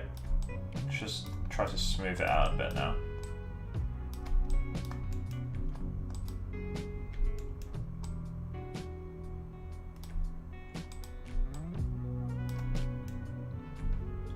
I need to hide the barrel. That bit's so far off though. Oh shit, he's turned. Oh, okay. We can always deform it later. to keep it symmetrical for now, I'm not modeling that asymmetrically. So let's smooth this, delete you, then smooth it again. Cool. So, how am I going to, well, I actually do need that. Alright, so these are all pretty much perfect squares, right? Cool. So, I need to UV this. UVs. Wait, actually. Mapping. How I do it doesn't matter. Edge. Cut. Then go into UV shell. All save. We want to unitize these. Cool. And then I just want to grab that bit, invert that selection, and move and so. Cool.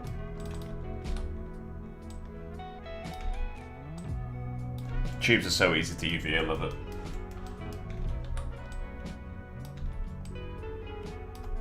And if I try to unfold this, it would break. Yeah, there you go.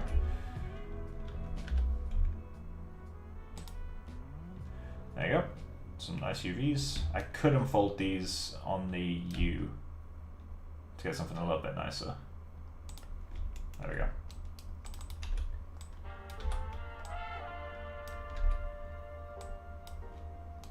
So now,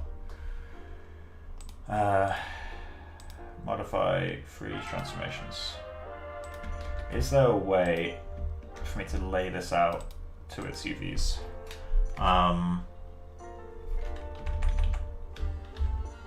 I know how easy it is to do in Houdini.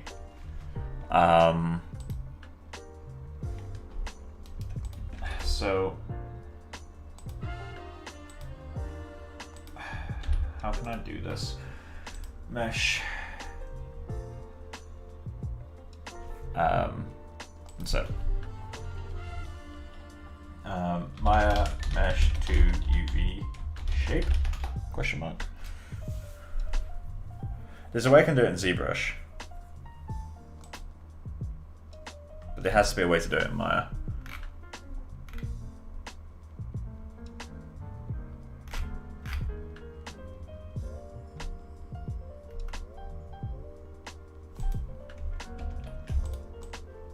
Okay, someone made the scripts for it. So I assume that's Mel, so let's just throw that into a Mel. Perfect.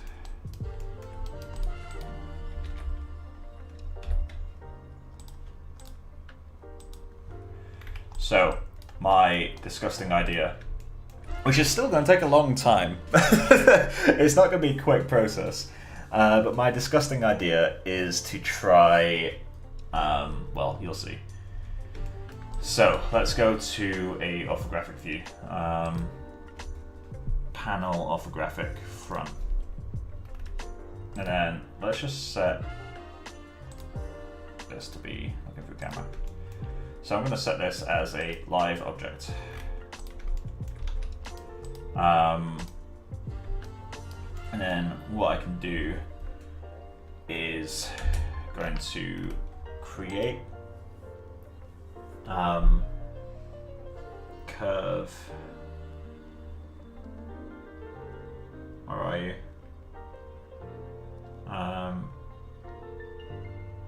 Curve tools, and then CV curve. So let's see how well this works. So let's start at the midpoint.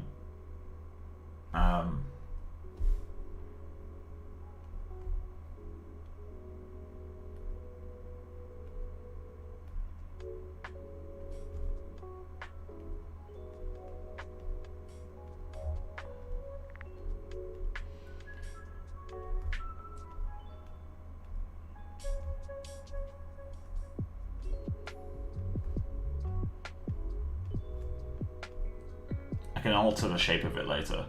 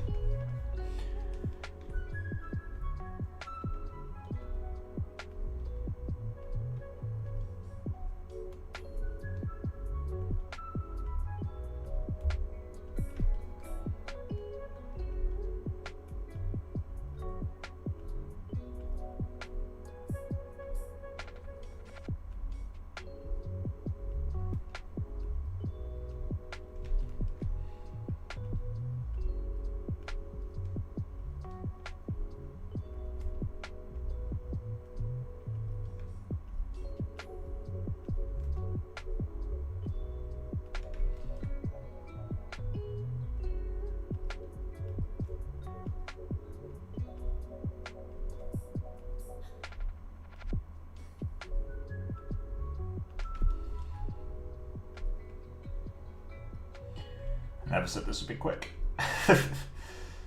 Also, I've probably got way too many of these things, but it's just a test, so let's find out if it's gonna work. And if it does, I've only just got halfway. Fuck.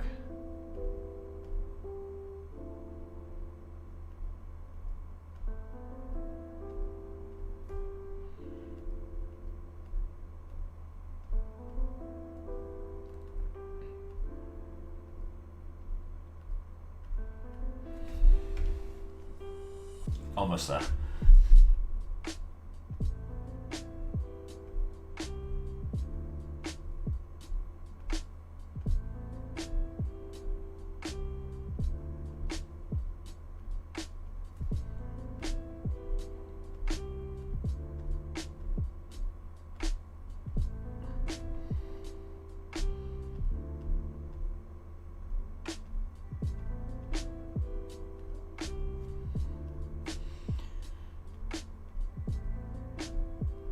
How long does it take to get RSI? Oh, these are getting really compressed. Like, these are varying a lot in width. But then I guess the actual polygons aren't varying that much in width, so this is technically a good thing.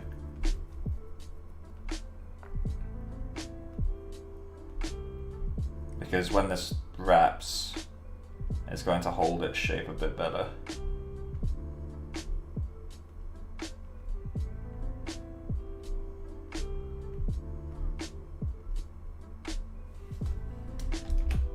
Okay, so control vertex. What I want to do is just grab these and do that, those, and do that.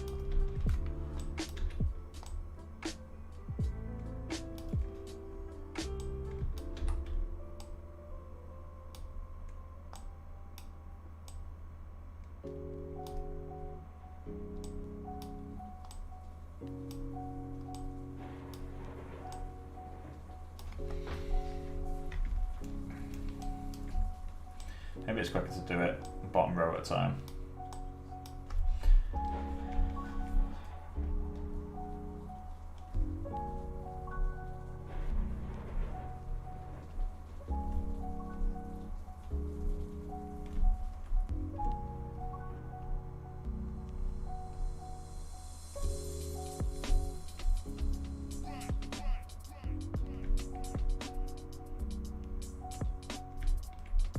God, these are getting so stretched out.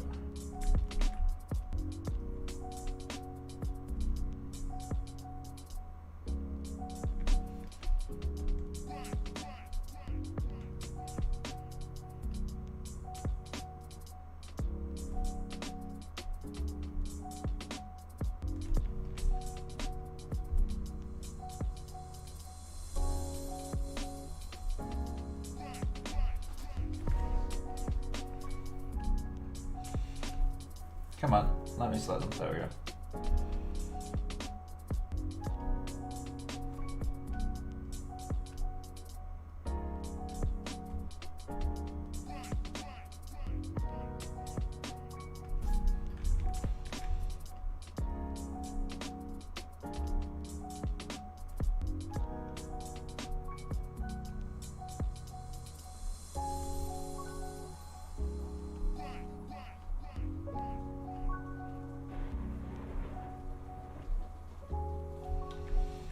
Okay, next row.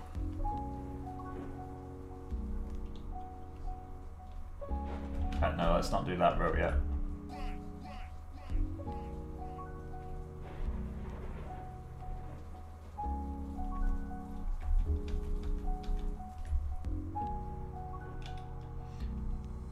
Doing it the wrong way around.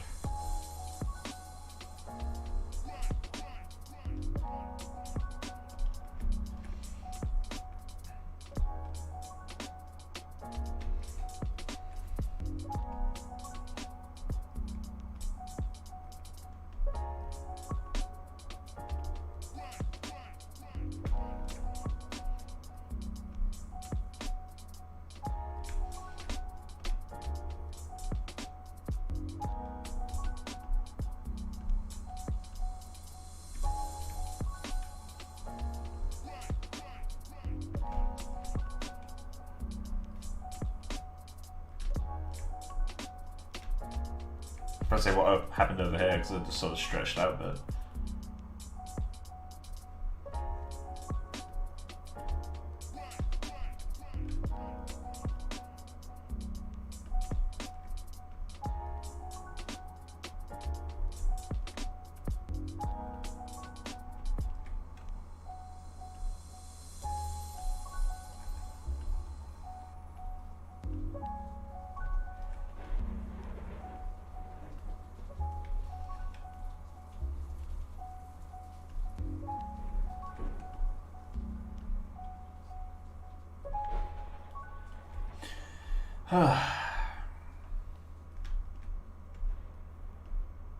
Almost there.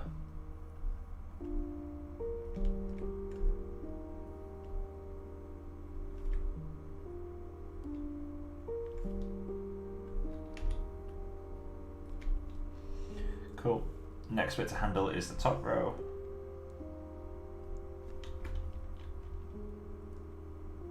And then the bottom row.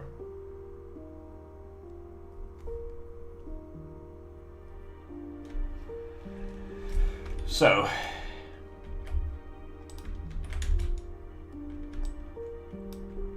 in theory,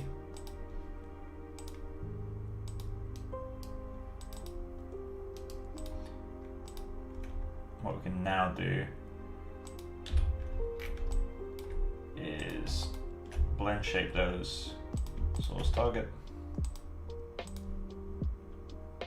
No deformable objects. Oh, don't need that.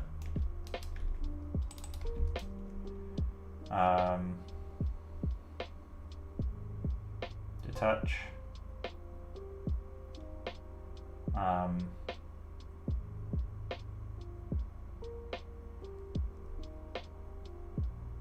What I'm looking for right now. Detach. There we go.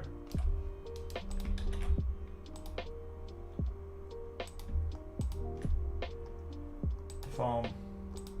There we go.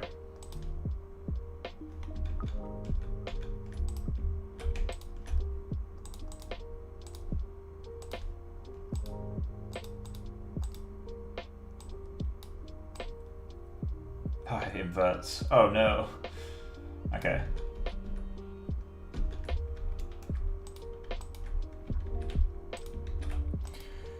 Okay, so let's transfer source target. Let's transfer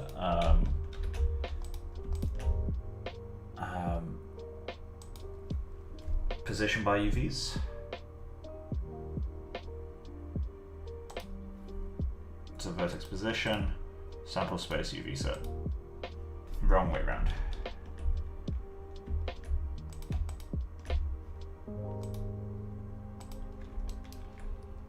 Cool.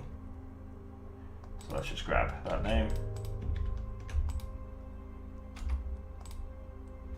I need to delete the history on it, of course.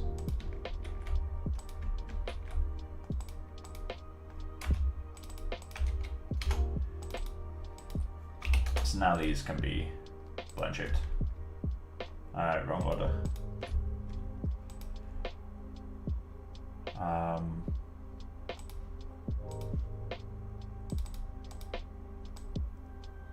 Don't like the fact it has the invert, but it's not the end of the world.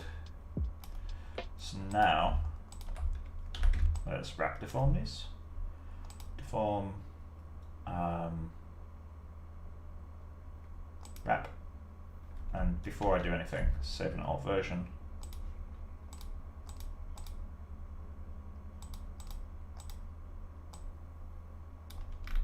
So we now got that. So now what we want to do is, this is still wrapped, right? No. Deform, wrap.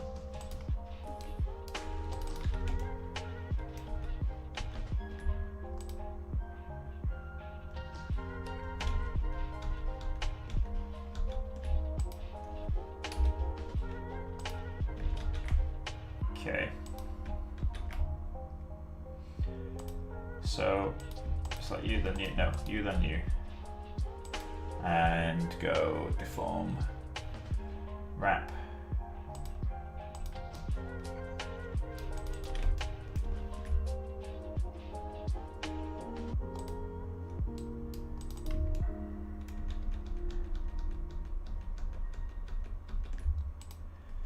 Okay. Deform, wrap. There we go. So what we need to do now is scale it. And then, oh, they've got that out a bit.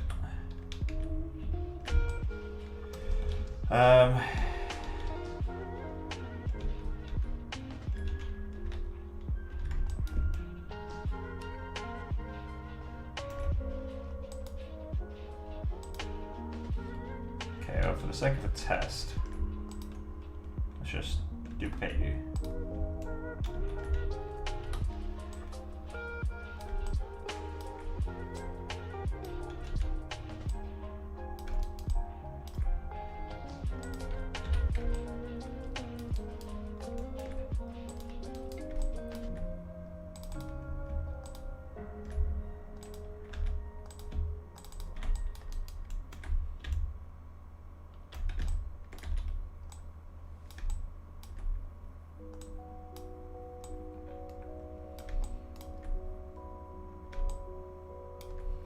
Okay.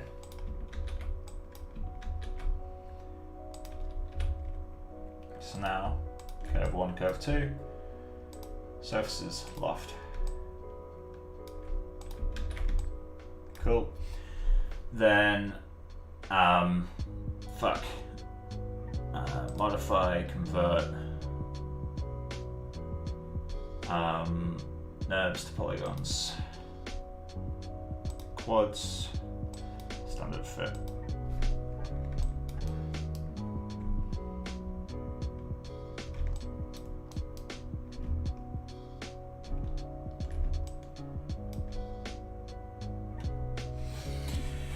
Control points. Cool. And then smooth.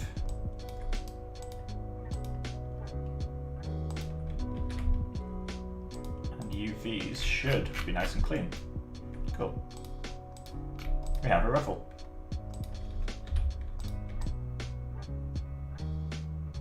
Did it take as long as I expected? Oh, fuck you. Fuck you. Well, I can manually model that, but it's not the end of the world. Let's hide you. You can stay for a little bit. We do need to give this a thickness, so let's just extrude the whole thing. And then, as an extension, we do need to bevel both ends.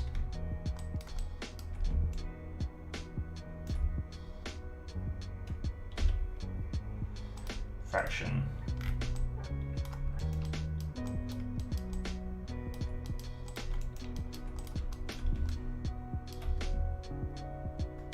Don't know how it's doing that, but okay.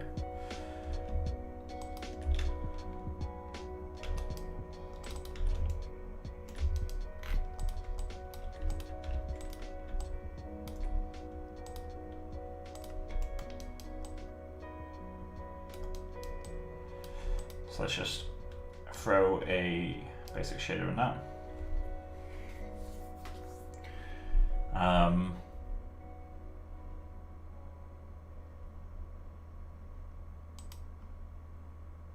Sanded surface.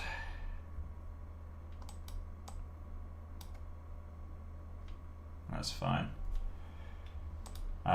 Let's go to our what has become default.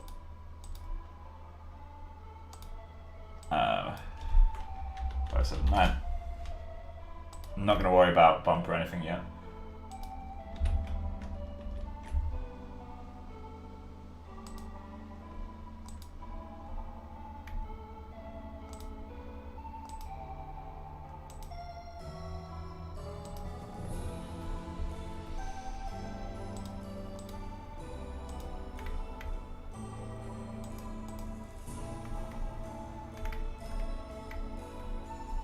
Needs some surface for it to work well, but it's a thing. It works as a proof of concept. Still looks like shit though.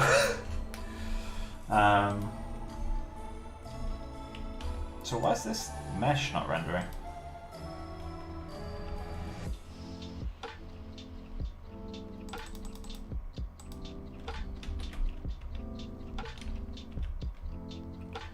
Just assign that same material.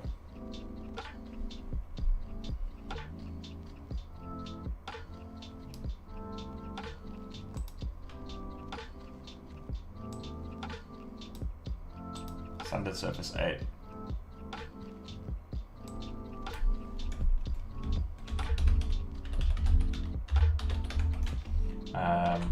Clothing, cloth. Let's get bits of surface on there.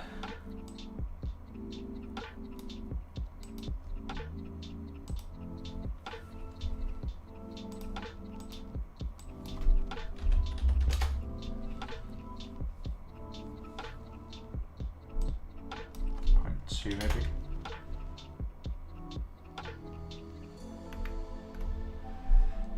I need to measure the thickness of this thing.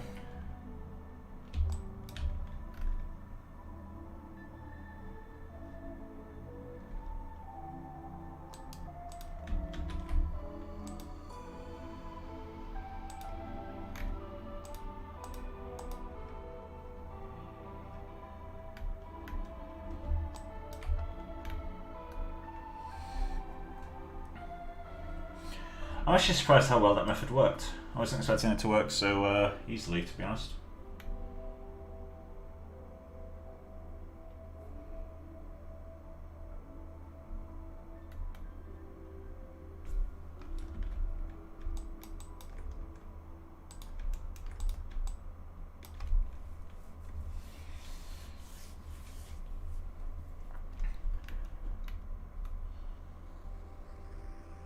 Oh yeah, and you said, what are you laughing at? Basically, I went through all this work to make this, and then I go around to the back, and it's just teasing me. Teasing me. But yeah, I mean, it worked, so I'm not going to complain.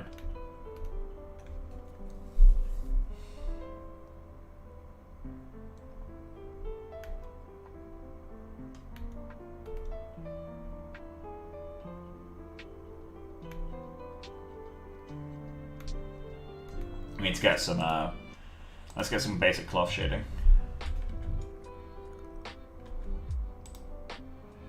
Panel, hyper shade.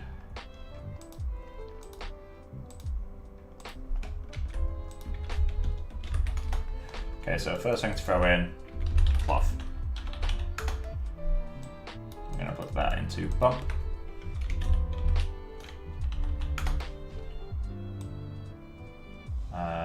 Bump map.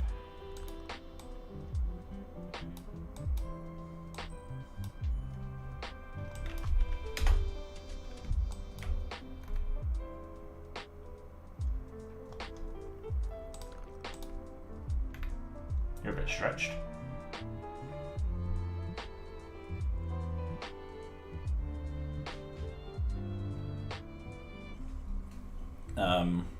What was it doing? Oh yeah, tiling.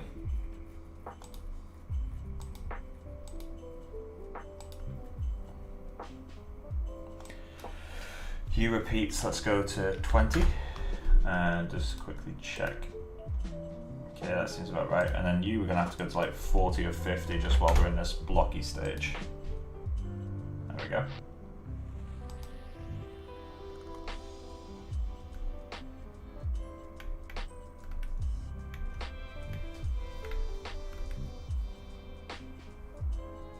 I feel like we definitely need a lower subsurface. So let's just go to this, set our radius to 1.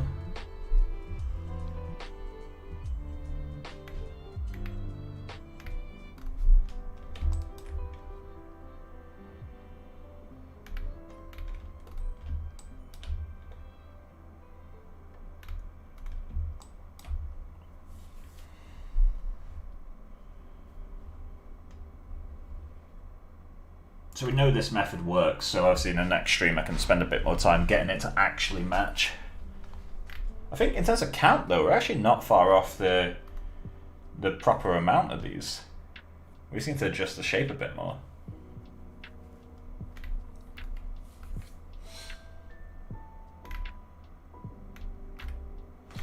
So next thing to do is add some big displacement. Let's hide Pierrot for a bit.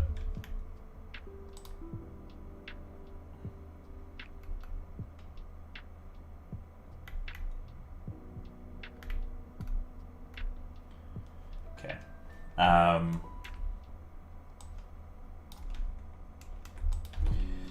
AI cell noise.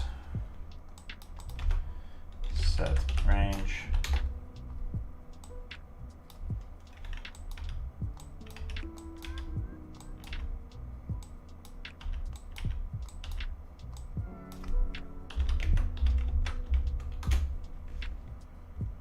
And then create a multiply.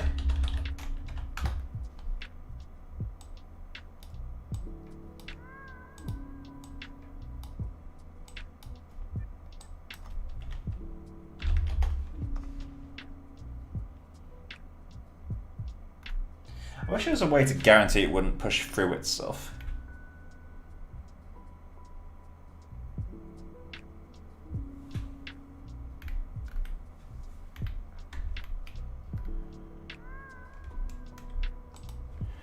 So this cell noise needs to be a bit noisier.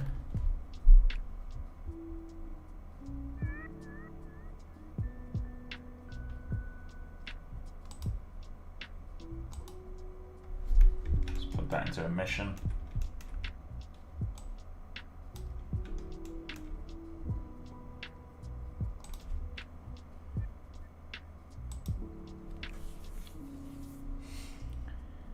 Okay, we need to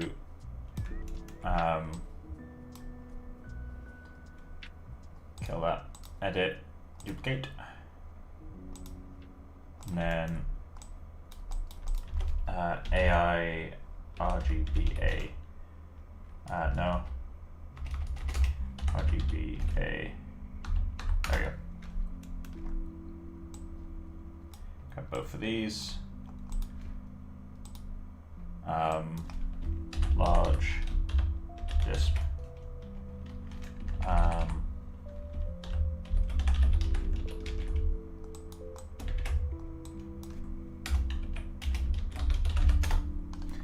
Set both of these to plus or add or whatever it's called in this. Plus. Plus.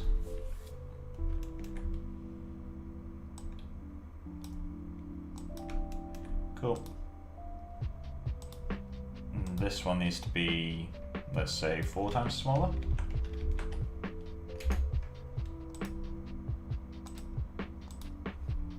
And after I've done this render, I'll end the stream.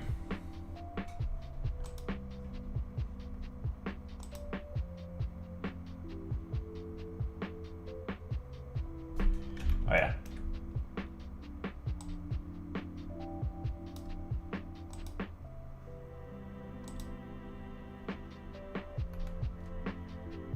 Cool, that'll do.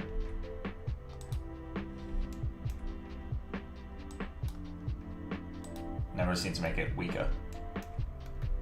about half the strength.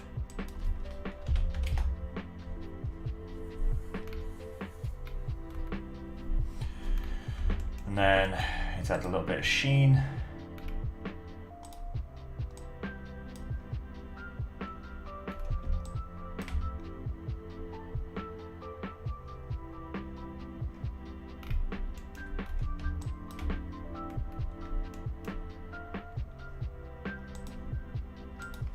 There we go.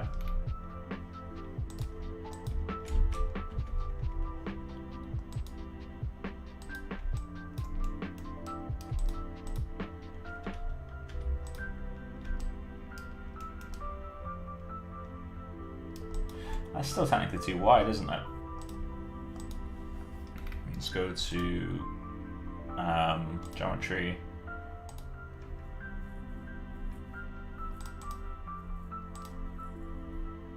$60 maybe?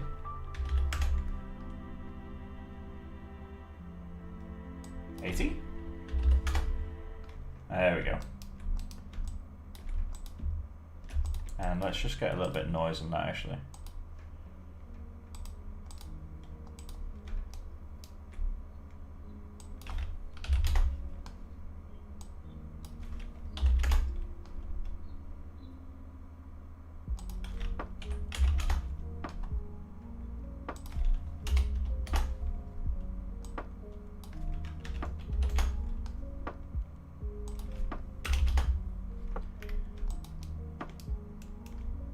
So much more sensitive on that side, what the fuck? Oh yeah, because it's, okay, so we need to take that. There we go.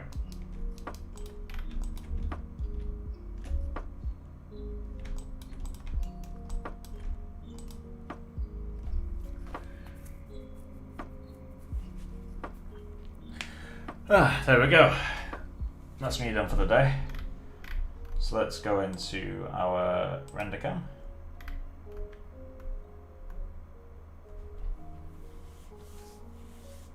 Thickness is too much. Size is too small.